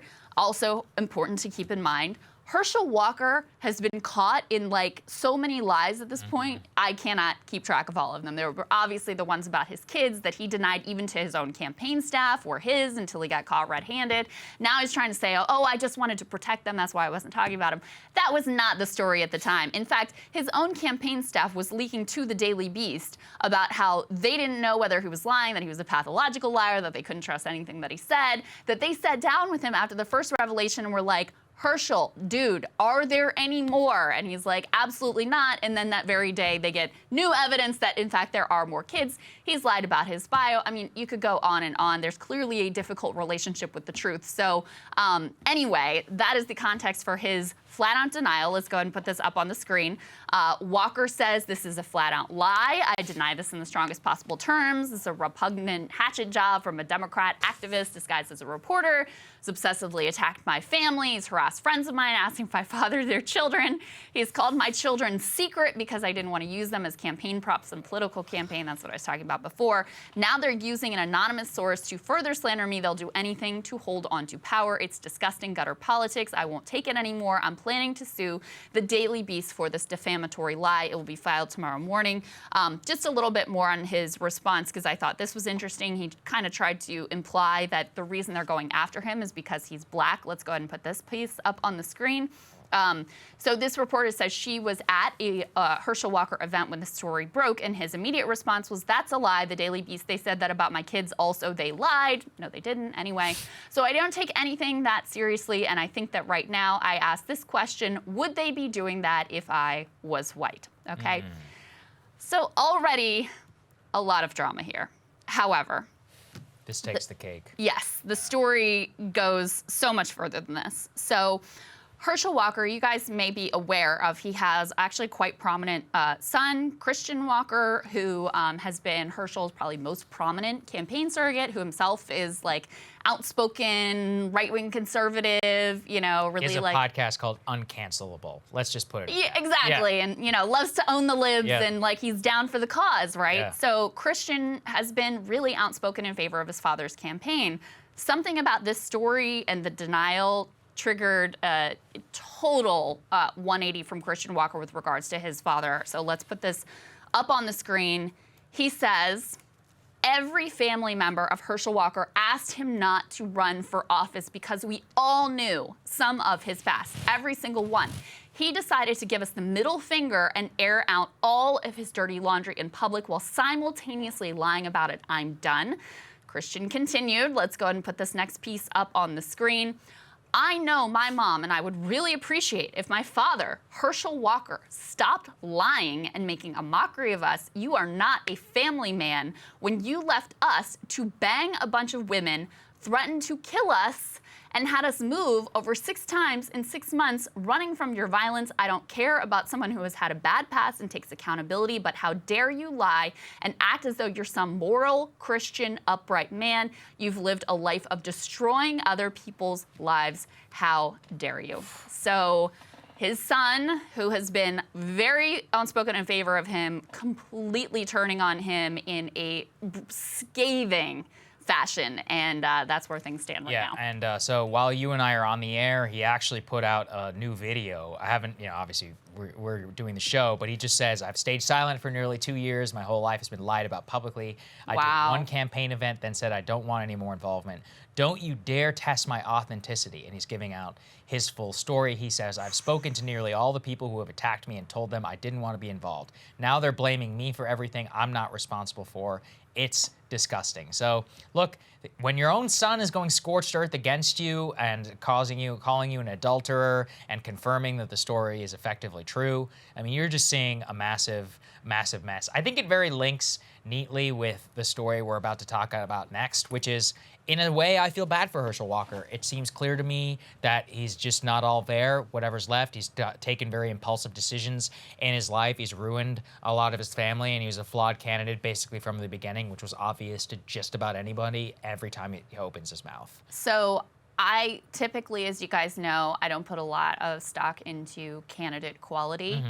Except in extreme circumstances, and this is an extreme circumstance. I think it is extreme. You know, when you have, you know, there have been obviously repeated issues with the lying about the kids and the getting caught in that, and the lying about the bio, and just his inability to really, you know, explain his positions in a straightforward manner. But then when you have, the story itself was damaging, but I don't think a total deal breaker in terms of the Senate race. But then when you have your own son, who's been so prominent, coming out in this manner and just guns blazing, saying, you're an adulterer, you're a liar, you threatened us with violence, you've ruined all of our lives, we all begged you not to run. I mean, I think that's a very, very difficult thing to ultimately overcome. And, you know, this is a race. Georgia's another state like Nevada where the polling has actually been quite accurate. In fact, I think the polling going into the last two Senate runoffs actually understated Democratic support by a little bit, like maybe a point or two. So when you look at this race and you see polling that has it neck and neck, true toss-up, Raphael Warnock maybe with a little bit of an edge, and then you see this just disaster for Herschel Walker and frankly for his family. This is going to be, I think, difficult for Republicans to be able to pull off. You know, I'm seeing them being a little more hopeful about Oz now. Oz had his own story come out yesterday about dogs, puppies. We'll do a segment. We're going to have to cover that one because some of these allegations are it's actually it's horrifying. And I mean, obviously, it's no accident that these types of stories come out in October, a couple weeks before an election. This is exactly when you would time an oppo dump to try to, you know, really land with the electorate before people start voting and go to the polls. But that doesn't mean that the allegations are false or untrue or unworthy of reporting on, ultimately, even if, you know, they are sort of coming from one side of the political spectrum. So in any case, I think this makes it a lot more difficult for Republicans to pick up the state of Georgia. When we were down in Atlanta, I actually predicted Republicans would win this seat. I am changing that prediction. I now think this is going to be a very difficult situation for them to overcome, just because this is all so incredibly disturbing and damaging. And so that doesn't mean that Republicans won't pick up the Senate, but they're going to need to look to states like Nevada and Pennsylvania. Even if they just pick up those two, then they'll be able to get the 1 seat margin that they ultimately need here. I think you're absolutely correct about that. All right, let's talk about the NFL. So I used to be a big NFL fan and watcher, Washington, long time suffering Washington sports fan, but now I hardly watch at all. But you actually, Saagar, picked up on this story, which is, I'm quite shocked and disturbed by the whole situation. So quarterback for the Miami Dolphins, Tua Tagovailoa, he was in a game on September 29th, it was a Sunday, against Buffalo. And he was hit and he falls back and he gets up and you can see him shaking his head and then he stumbles. Clear indication that there's been a head injury here. So let's go ahead and take a look at that. I'm going to explain it as this is happening. So you see him fall back, hit his head on the turf. He stands up here, he's shaking his head. He's trying to run back, and then he stumbles down to his knees. Now, this is and his teammates sort of like grab him to hold him up there. You can tell he's really sort of like lost motor control in that moment. Again, clear sign of a head injury, which is why immediately personnel run onto the field and they take him off to be evaluated. However, in spite of the fact that he's had a clear sign of this gross motor issues, clear sign of a concussion, he is brought back in after halftime and continues the game. Now, already this is a problem because huge red flag. Yes. You know, they have these concussion protocols, and one of the things they point to is this gross motor instability. If you demonstrate that, it's supposed to be what they call a no-go.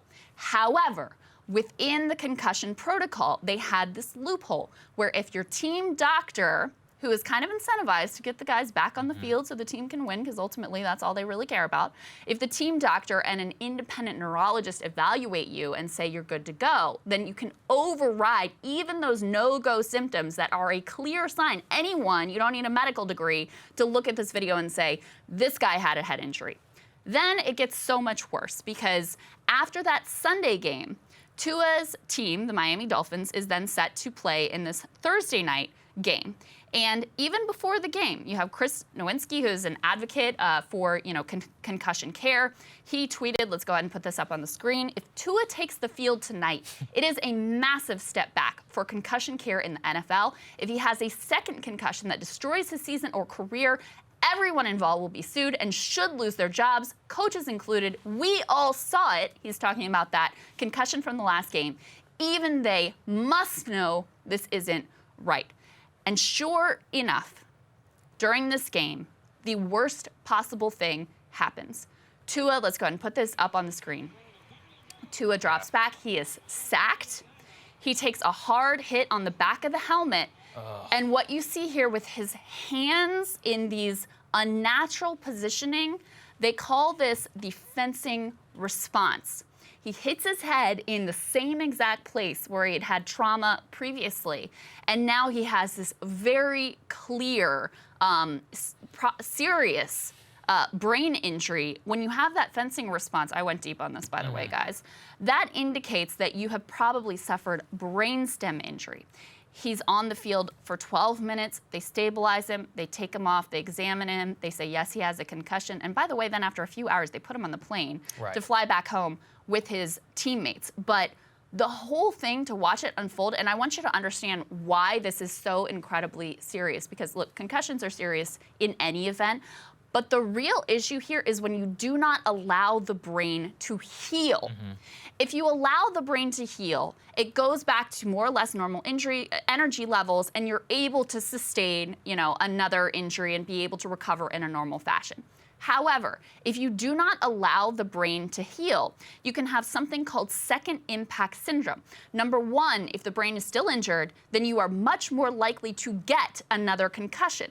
And number two, even if it is a minor brain injury, it can have compounding effects where it can literally go so far as to putting your life in danger. It can be fatal, and it can also cause severe, lasting brain injury, which we don't know is something that Tua could still suffer here. So that's why it is so grave. No way to know, and I think the real culprit here are the doctors who cleared him and the incentives and the pressures within the NFL at the team level and all of that allowed this guy to put himself in danger. I mean, I also want to be clear. He probably wanted to play, but also, whenever you're in that altered state of mind and the players have to be protected from themselves, too. Sometimes may have to, and that's exactly the point of all these regulations. After all the discussion of CTE and more, my friend Andrew Huberman put out a very useful thread on this, and what he talked about, he himself is a professor of neurobiology at Stanford Medicine.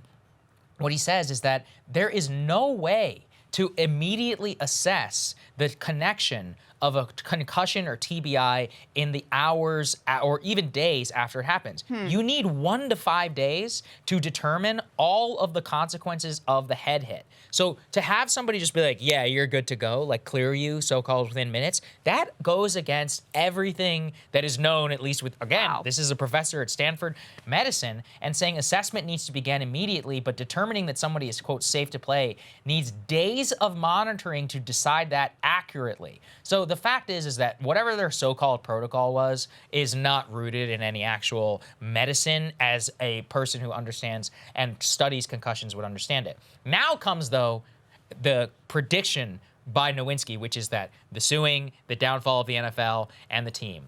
Now we are beginning to see at least the signs of a concerted cover-up. Let's put this up there on the screen. That so-called independent neurotrauma consultant who evaluated Tua was fired yesterday. That's why we're covering it now today. And it's a little bit complicated because the person was employed with the NFLPA, so like the Players Association, and the way that their concussion protocol has it, that the NFL Players Association said it had the right to dismiss the consultant. So the consultant himself didn't necessarily work for the team, but the team and the NFL and also the Players Association is trying to point the finger at him for saying he's the one who screwed up.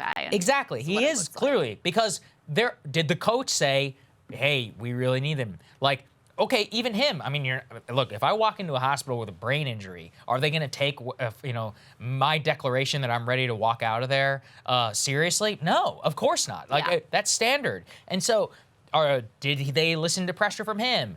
Then the real decision, which is to play him in the second game after the short week, after already suffering a problem. And I personally feel sick watching that. Like the retraction of the hands. I've been around people who've had seizures before, and I've watched that. So like immediately, like when you see that, and you know, or if you ever watch UFC and you see a guy get knocked out cold, something like that, it's sickening to kind of see it. And the entire country is really riveted and fixated on the story because I think it just shows you that a lot of these guys will go to the ultimate ends of pushing these people, basically for our amusement. And I'm sure they're getting paid, but putting them in immense harm's way.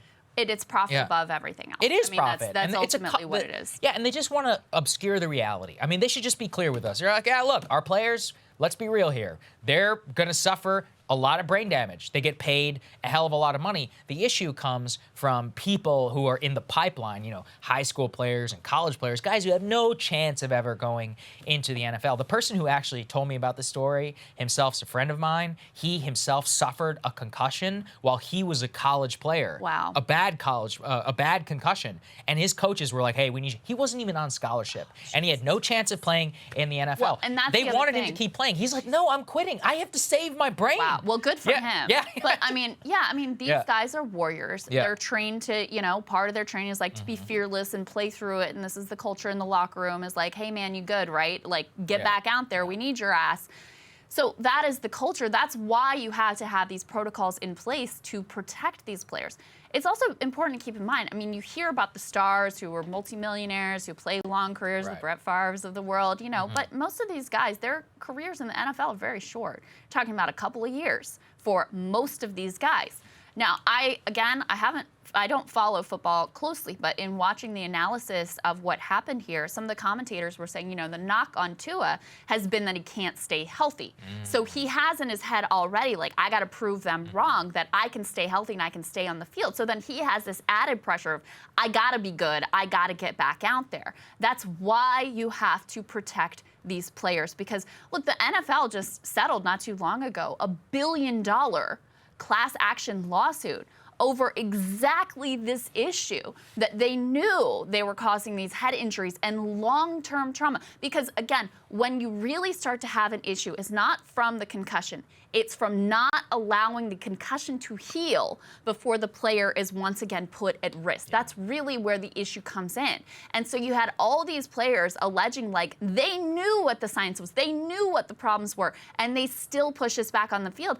You're talking, I mean, Junior Seau is an example. He killed himself, and afterwards they analyzed his brain. Guess what? CTE. I mean, and Aaron Hernandez too is like. I was talking with our guys before we came on the air. People should go listen to the Boston Globe podcast on Aaron. I mean, he already had a troubled childhood and his own personal problems, but maybe he was always going to be screwed up, but it seems clear as hell that the CTE did a real number on his brain at the very least. I'm not going to say it blaming for his murder, but look, his suicide and the way that all went down, I mean, he was clearly off his rocker. And when they analyzed his brain, it was like, what? They said he had a brain of like an 80-year-old man. Wow. And he was like in his 20s when he died. I was also thinking about, Joe Rogan was talking about this recently with regards to the Brett Favre story, and he, given his own experience in the fighting world, I thought it was a fantastic point. He's like, you know this Brett Favre thing? He's like, that guy got knocked around for 20 years. He's like, people just make stupid decisions when they have that amount of brain damage. They're impulsive. They do dumb things. They don't think clearly. So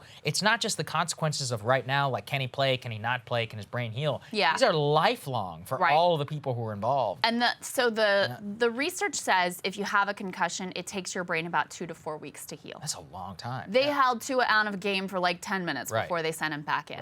And then 4 days later, he's on the field again. So that's how long it takes. So even after your symptoms abate, you still have weeks of recovery where you need to rest and not be back in a violent sport before you should really be allowed back on the field. Now, if you then suffer a second concussion during that period, this is going to create, an immense amount of trauma within the brain. Now you're talking about months for the brain to heal. 2 to 4 months you're talking about then for the brain to heal. This man should not be back on the field again this season. I mean, that's what the science says, is that even if he's not symptomatic, even if he's saying he feels fine and his brain is going to take months to heal from this trauma. And again, when you see that, what they call the fencing response, that indicates there is severe trauma, and especially that impacts the brain stem. So this is a serious, serious issue that needs to be dealt with. And from the NFL, let's be real, the only reason they care about this is because this has been, a big issue for their business. They had to pay that $1 billion settlement. So they fired the neurologist. The other thing they did is they put out, and I think we have something on this, they put out new concussion guidelines. NFL's concussion protocol under scrutiny after Tagovailoa is hit hard again. The NFL said its concussion protocols were followed when Tua Tagovailoa hit his head on Sunday. That in and of itself, massive red flag. If that is the case, that is a huge red flag. On Thursday, the quarterback left the field on a stretcher after a second head hit. What they ultimately did to tighten up these protocols is they said that previously there was this loophole. If a player demonstrated gross motor instability, that was considered a no-go symptom, but it could be overruled by this supposedly independent neurologist and the team doctor. And oh, by the way, the team doctor gets the final say. And again, the team doctor oftentimes incentivized just to get these guys back on the field at any and all costs. So they have now said, no, we are closing that loophole. If there is gross motor instability that is witnessed, then we are not going to allow the player back onto the field during the game. And again, I think the only reason they care about this is because they are worried about the bottom line. Because the other issue is the future of the sport. I mean, already I think this has started to be the case where more and more middle-class parents look at this and they're like, I'm not putting my kid in this sport. I wouldn't let personally, I wouldn't let my son play football, not knowing what we know about the brain injury. And so you saw this with boxing, where boxing used to be basically like the American sport. And then because of the injuries that are sustained and how dangerous it was, especially in terms of brain injury and brain health, it gradually stops being this like middle-class sport and starts being a lower-class, working-class sport. And, that has major implications in terms of like the profitability of the game and how much purchase it has within American political culture. So this is the other thing that they ultimately worry about here. So, they don't really care about these players, their health, their future. I think they've demonstrated this many, many times over, but they are worried about the bottom line and what incidents like this could ultimately do to them there. Yeah. Also, the coach said that he was relieved it was, quote, only a concussion. Can you believe that? Well, and only a traumatic brain injury. And the coach ultimately has the final say. I mean, you see your player stumbling around. Again, it did not take and this is the other thing. Oh, and we didn't even mention, there's so much to this story. They lied and said this man had a back injury when he's holding his head, stumbling and falling and doesn't know where he is. Anyone can look at that and say, that's not a back. He's not holding his back. That wasn't the problem. It was his head. They continue to lie about that, by the way, and say, oh, no, it was a back injury in the first game. Come on. So I do lay a lot of the blame here at the feet of the coach, who, even if the doctors came back and said, no, we think he's good, could have said, you know what, we need to arrest this guy. This is not right. This is not okay. Very true. Krystal, what are you taking a look at? Well, Got a bit of bombshell celebrity finance crypto news yesterday. So Kim Kardashian has agreed to settle with the SEC for over $1 million after failing to disclose she was being paid to promote a now basically dead crypto token. It was called Ethereum Max. By the way, in spite of the name, Ethereum Max has no relationship to Ethereum. The intentionally confusing naming kind of shows you what a scam it was from the jump. All right, here is the Instagram post that Kim posted that created all of the ire among financial regulators. She writes, "Are you guys into crypto? This is not financial advice, but sharing what my friends just told me about the Ethereum Max token. A few minutes ago, Ethereum Max burned $400 trillion in tokens, literally 50% of their admin wallet, giving back to the entire Emax community." She then included a bunch of hashtags, including one that indicated this was an ad, but that bare bones disclosure apparently did not impress the SEC. Here's what Chair Gary Gensler told CNBC. Congress passed a law many decades ago called the Securities Act, and it was to protect the public. And part of that law said that if you tout a stock, you need to disclose not only that you're getting paid, but also the amount, so the source and the nature of those payments. And so this was to protect the public when folks, and this law was passed in the 1930s. We brought these types of cases over the decades, but even in the last 5 years with regard to crypto, it's really important that the public understand if somebody is touting a crypto security token, are they getting paid and how much are they getting paid? And we brought a case a number of years ago, I think four years ago, against Floyd Mayweather, against DJ Khalid, Steve Seagal, an actor, and others over the years. So this is, unfortunately, it's another time that we brought a case like this. So basically what happened here is Kardashian, a bunch of other celebrities too, by the way, including NBA player Paul Pierce, boxing champ Floyd Mayweather Jr., they all got paid a bunch of cash. In Kardashian's case, I think it was $250K, to tout this Ethereum Max thing and to talk it up. According to a different class action lawsuit, their plugs artificially boosted the price and left ordinary investors holding the bag when the whole thing promptly lost 97% of its total value. In other words, looks like a classic pump and dump kind of a scheme. Now, Kardashian, as I've indicated, far from the only offender here in terms of crypto and also NFT promotions. You had Reese Witherspoon backing some cringy girl boss NFT thing. Matt Damon recorded a Super Bowl crypto ad trying to persuade viewers that investing in crypto will lead to historic greatness for them. Gwyneth Paltrow taking time off from selling vagina candles to sell Bored Ape NFTs. I could go on and on here. For celebrities, getting a cash payday for promoting these schemes was quick and easy. For those who were behind the coins and NFTs, well, the whole ecosystem is just built on hype and selling a story anyway. So who better to push that story than the celebrities our society has become so incredibly invested in? Now, the government clearly wants to make an example out of Kim Kardashian here. In addition to Gensler making the media rounds and placing stories in top newspapers, the SEC even filmed this little video, very highly produced, to use the occasion of the Kardashian fine to warn investors about falling for crypto schemes that are touted by influencers. Good. They should do more of that. They should make it absolutely clear to celebrities that their shameless crypto and NFT scam shilling comes with a cost. Because unfortunately, this problem is actually way bigger than we might like to imagine. According to Morning Consult, a full 20% of American adults saw Kim's little Ethereum Max Instagram post. That is shocking to me. 19% of those who said they saw the ad then went and invested in this scam. That is so disturbing on so many levels and demonstrates that Kim's $1 million fine is frankly nothing compared to the damage that she ultimately caused. And again, this is a currency that promptly proceeded to lose 97% of its value once the fairy tale of wealth and glamour instantly fell apart. What's more, 45% of current crypto owners say they would be more likely to invest in a cryptocurrency if they saw a celebrity endorsement for it. Guys, please, for the love of God, don't do that. These people do not care about you. They don't give a shit if you lose everything. They are just cashing in on our celebrity-obsessed culture and could give a damn about the wreckage that they ultimately leave behind. As crypto critic and himself Hollywood guy Ben McKenzie writes, the Hollywoodization of crypto is a moral disaster. And for celebrities fans who likely have far less money to lose, it's potentially a financial one as well. These rich and famous entertainers might as well be pushing payday loans or seating their audience at a rigged blackjack table. Well said. But fully considering the case of Kardashian is also to realize how much scammy behavior is apparently perfectly legal in this realm. Point that Andrew Ross Sorkin actually made in his interview with Gensler. How does that differ for example, from others who make similar posts, who may own, in fact, different cryptos or other securities, and promoting them. I'm thinking of Michael Saylor from MicroStrategies, who has a huge stake, and this has been out promoting on online and elsewhere. Or you could even talk about an Elon Musk, who's talked about Dogecoin. They may not be being paid specifically cash to promote those things, but they have such a large investment in them that they have even more at stake, frankly. Now, Gensler didn't really answer that question, but it's clear the crackdown should go a lot further because the whole sector is rife with fraud, with rug pulls, with pump and dumps, and just regular people being sold a pack of lies. Honestly, Kardashian is just the tip of the iceberg here. The whole thing makes me so sad. After 2008, it was clear the traditional banking system had failed the world. It was clear the regulators had either been asleep at the switch or actively complicit in the whole catastrophic debacle.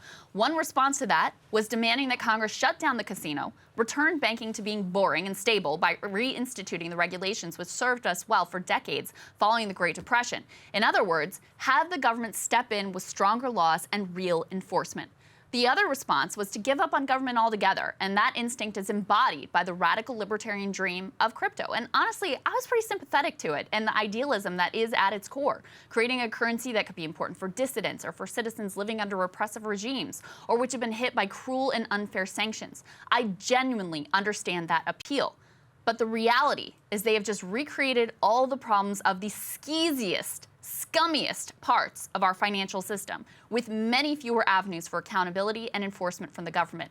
All of the pitfalls, none of the U.S. government backing or backstops. Ultimately, it is too perfect that this hollow answer to the core problems of our society would be pumped up by the hollowest and most vapid creatures among us. And Saagar, this is really a live issue. Part of why you see people like Sam Bankman-Fried and others spending so much money lobbying government right now is to try to set a regulatory regime that is going to be very hands-off. So in particular, a lot of industry types want the CFTC, the Consumer Financial Protection Bureau, to regulate crypto because they have much less money for enforcement.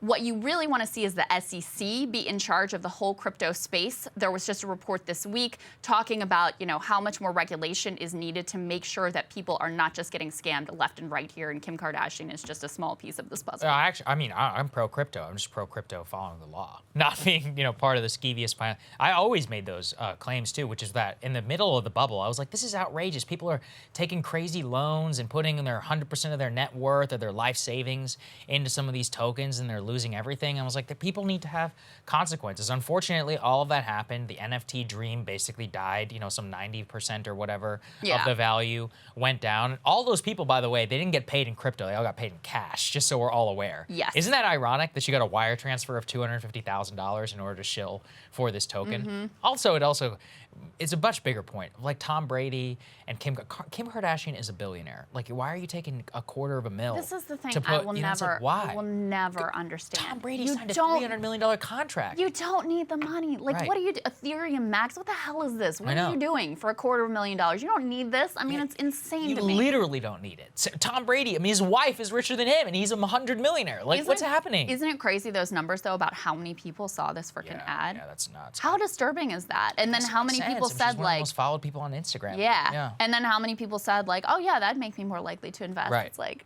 no, don't. It's crazy. Don't do this. So as much as I would like to think that everyone would just ignore celebrities like Kim Kardashian saying, like, actually, Ethereum Max is amazing, you should invest. Unfortunately, people develop these parasocial relationships, and then celebrities take advantage of that and exploit their followers, and it's frankly disgusting. Yeah, I think you're absolutely correct. All right, Saagar, what are you looking at? Well, there's been so much going on in the world, it literally feels dizzying. Of course, taking attention off many, many topics. But if we proceed under the hope that I maintain there will be no nuclear Armageddon, then it is still important to pay attention to the other big stories that mattered in the before times. The biggest before Ukraine was COVID, the COVID pandemic. The embrace in this country of a new regime of censorship, of social control, unprecedented elite consensus about what everyone should do with their own bodies. I've always said it's impossible to decouple policy that followed from the pandemic from the debate about where COVID came from in the first place. The authoritarianism and corruption that stopped legitimate inquiry into whether COVID leaked from the lab was a microcosm of exactly what went wrong with the debate in the first place. Developments this week prove exactly why, more than 2 years later, the inability of the media or elite to ever have an honest conversation with America leaves us more vulnerable today than ever before. And that latest development in the lab leak story is unbelievable. Unbelievable. Dr. Fauci, in the waning months of his tenure as head of the National Institute of Allergy and Infectious Diseases, is giving out a grant for research on bat coronaviruses. If that grant of research wasn't bad enough, the person who is awarded the grant is none other than Peter Daszak, who is the head of Eco Health Alliance. If you are not familiar, let's take a trip back down memory lane. Peter Daszak and the Eco Health Alliance are the organization which received a grant from Dr. Fauci and the NIAID before the COVID-19 pandemic. It served as a cutout for funding of something called gain of function research at the Wuhan Institute of Virology.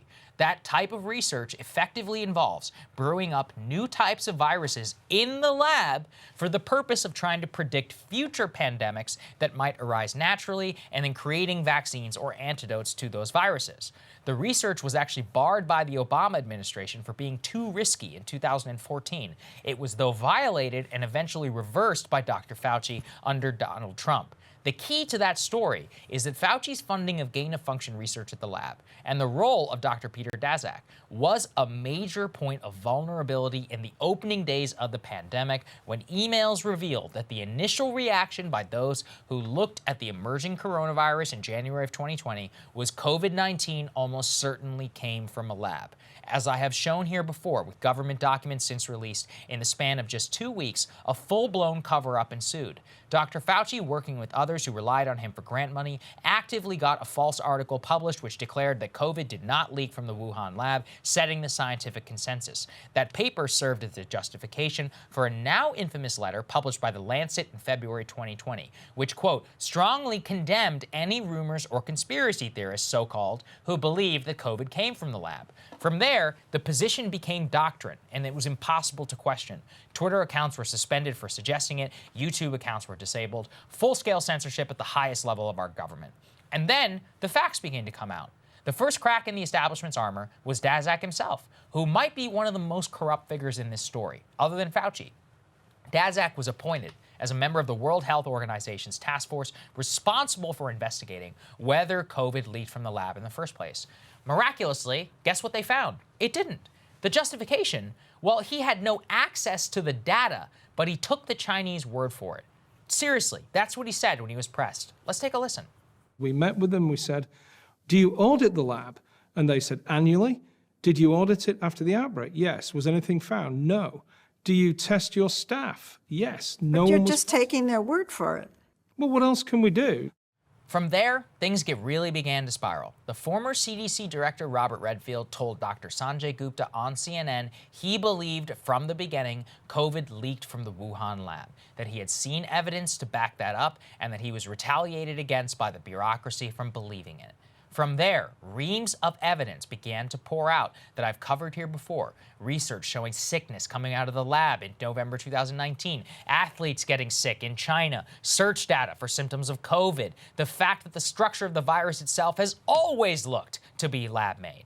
At this point, even the scientific community and the medical journal The Lancet have retracted its declaration that there is no way COVID came from the lab, and at least admit today it is just as likely that it did, just as likely that it didn't. Given the amount of evidence to show a full-scale cover-up by the Chinese, starting in September 2019 onward, I have no doubt that it did leak from the lab. But okay, let's say we don't know. That's just conjecture on my part. Let's say there's only a 50% chance. 50% is pretty damn high for a virus that killed millions of people. And worse, a virus created with research possibly funded by the United States. If the risk is that high, then maybe we just shouldn't do that research at all anymore. That's the problem with what has occurred. After everything, after the exposure of Daszak as a liar and a Chinese stooge, as himself active in the cover-up campaign to save his own ass and Fauci, Fauci still on his way out gives him a U.S. government grant to research bat coronaviruses in Southeast Asia. Have we learned nothing, people?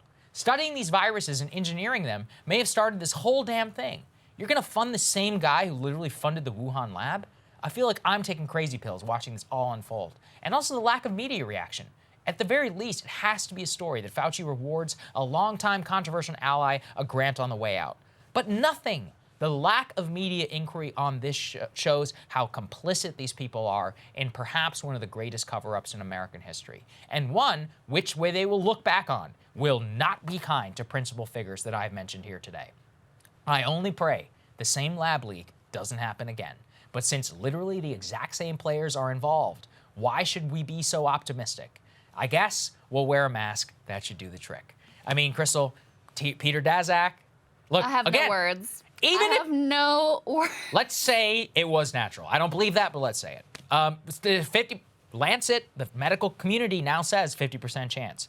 Seems high enough. Is there a 50% chance of? I mean, by the way, we got lucky with COVID. It only had a 1% death rate or something like that, especially with the elderly. What if this thing was killing kids? What if they get it wrong again? What if they engineer the beta alpha 9 variant, which is way more deadly? This is why, because a lot of people were like, what does it really matter what the word is? This is why it matters. Yeah, right. This is why. Right. Like, if the media hadn't shut down this line of inquiry, if there even was more of a question in the public's mind of like, it could have come from the lab. We don't even 100% know, but it could have come from the lab. Do you think they would just be brazenly handing out money to the same dude who was part of the cover-up to do the same? I mean, No, it's crazy. It really is crazy. I really have I don't even know how you wrote a whole monologue on it because I have no words. I'm just floored by the brazenness of it more than anything. Like, literally, you're going to study the same thing, the same animals that could have triggered this entire global pandemic that we are still and will want for generations be dealing with the fallout from. I don't even know what to say about that. The level of hubris, arrogance, irresponsibility, like, it's completely insane. And one of the things that we learned in, learning about all of this stuff and gain of function and lab leaks and all that, like, viruses escaping the lab, even if you say, it didn't come, that is a common occurrence. Yeah, it happens. It's not like a thing. It happens all the time. It happens all the time.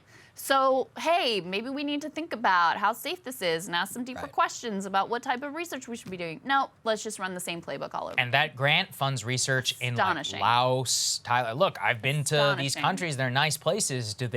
Honestly, I probably trust the Chinese more than I trust Laotians to have a, like a safe enough lab. But, like, what safety standards are you going to have here? If it could leak in China, which was, basically a second world country, like, what's going to happen in a third world country? We have no clue. And there's no oversight, nothing. No, Rand Paul will be the only guy who says anything about it, and everybody's just going to move on. It's like, it's a complete catastrophe.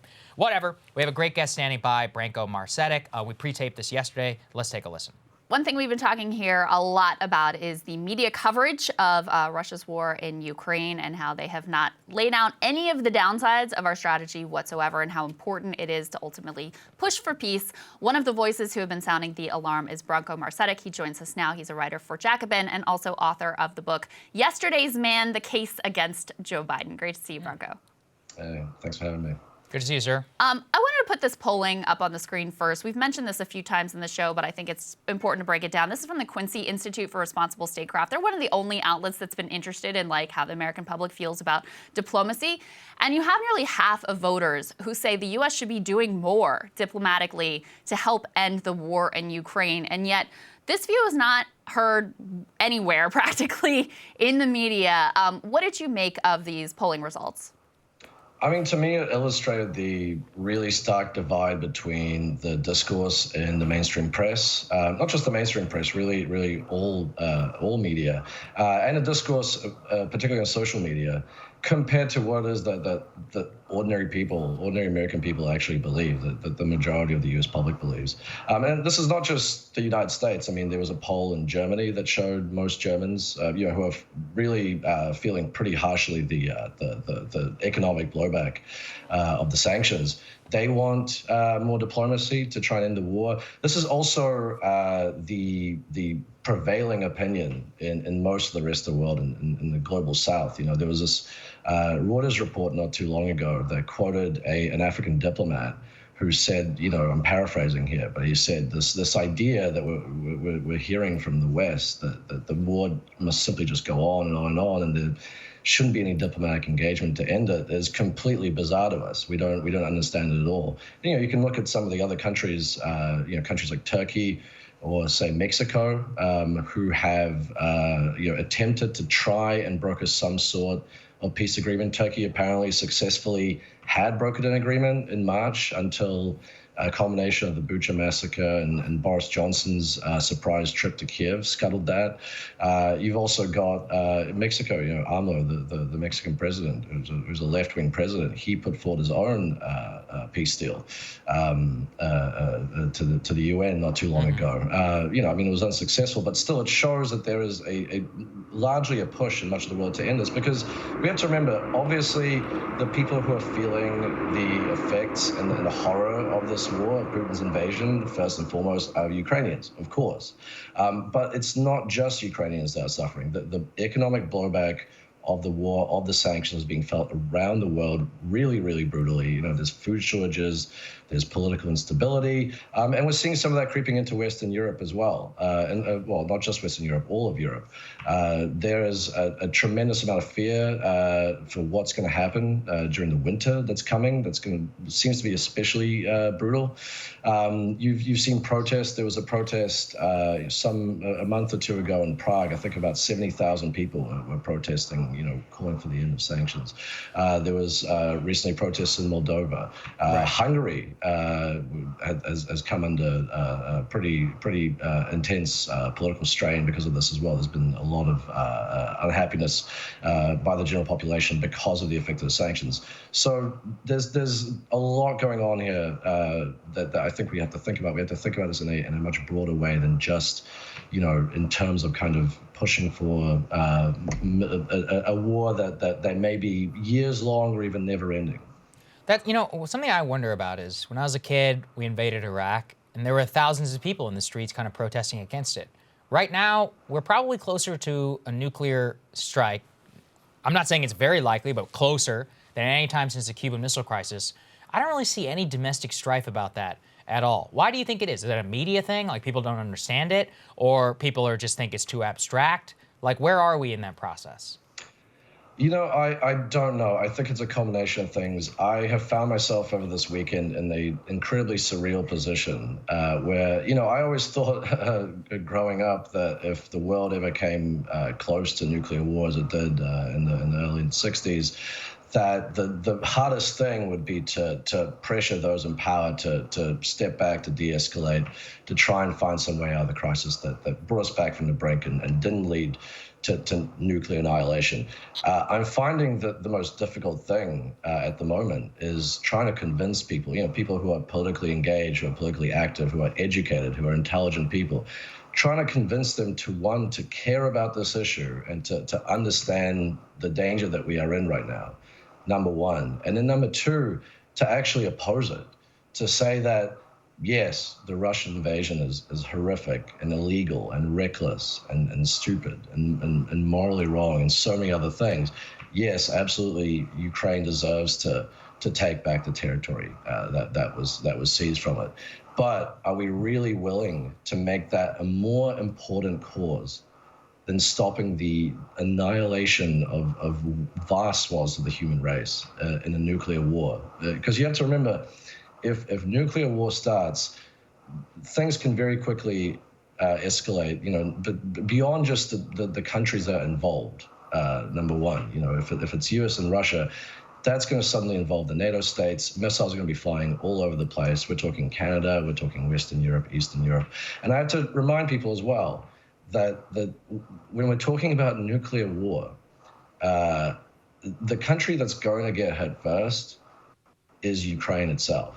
Mm-hmm. What is the use of any military victory and even any land reclamation it gets back if the country is wiped off the map? What does it matter anymore? These things are not being discussed at all, and I'm surprised, honestly, at some of the pushback I've gotten to this. I always thought that trying to avoid nuclear war was the most uncontroversial possible thing one could talk about. And yet I'm finding suddenly in this political climate that we're stuck in at the moment that it is apparently not considered such a simple thing anymore. Yeah.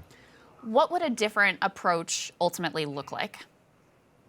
I mean, from the beginning of this, I was always advocating for the United States to negotiate with Russia over its demands of a NATO, which it's not the only cause of the war, but that is a big part of what started the Russian long-simming resentment over NATO expansion and various kind of slights and affronts that the Russian leadership saw from the United States. I think that diplomacy on that subject early on could have stopped it. I think that diplomatic engagement throughout from the West, not just by Russia and Ukraine, because you have to remember, I mean, the U.S. is a huge party to this conflict. I mean, the U.S. is not just sending unprecedented amounts of military aid to Ukraine, but it's also been involved in war planning with the Ukrainian government. It's been involved in giving them intelligence and other support that has allowed them to sink, the Russian flagship in the Black Sea. It's allowed them to kill Russian generals. So the U.S. is heavily involved in this. And again, a lot of this war is, as we saw in the lead up, it's a lot of it's to do with Putin's resentment towards the West, and the U.S. in particular. And so the U.S. needed to step in, I think, and not just say, oh, well, this is a cause for the Ukrainians. We have nothing to do with this. I think the U.S. really has to come in and engage with this. And I wish, at the moment, I'm surprised at the lack of movement around the world. It's not just that the U.S. is not really, or doesn't seem to want to engage beyond just sort of threats as an attempt of deterrence. But, I mean, what about China? What about the many countries that would be affected by any nuclear exchange? Why is there not a mass call for some sort of de-escalation? Where is the peace movement? There used to be a robust peace movement through the Cold War to demonstrate the public unwillingness to go to the places that we are in right now. All of that seems to be gone. I wish that people, were more active and more outspoken about this to demonstrate that nuclear war is not worth anything. I think that is all extraordinarily well said. And there's literally no issue that is more important than the fact that it has been, I mean, the position you're advocating, which is like the mainstream position in American society, the fact that is totally absent from the media conversation, the fact that there was never any discussion or debate about the potential downsides of the strategy that the U.S. was employing. I mean, this may turn out to be one of the most devastating mistakes in the history of the country. I hope not in the history of mankind. Find out. Branko, great to see you. Thank you so much. Thank you, sir. Appreciate it. Thanks, guys. Thank you guys so much for watching. We really appreciate it. We've got the Chicago show. The tickets are on sale, folks. Go ahead and buy them as we're really excited. We're going to be there in 11 days. 11 days. God. Feels right around the corner. I feel like Atlanta was yesterday. Apparently it was like 2.5 weeks ago. It's going to be super fun. Very excited It's going to be a hell of a lot of fun. Buy your tickets. The link is in the description. Also, we've got the Counterpoints show debuting tomorrow because of an off-week schedule or off-day schedule this week. So I'm really looking forward to see what they do with the show. It's a lot of fun to celebrate their launch and also the hiring of our new person. Continue our expansion. We've got the discount going on right now, 10% off. Link also in the description for that. You guys know the drill. You'll see Ryan and Emily tomorrow. You'll see us on Thursday. We got content, partners, so much more enabled by all of you. Thank you very much. We'll see you all next time.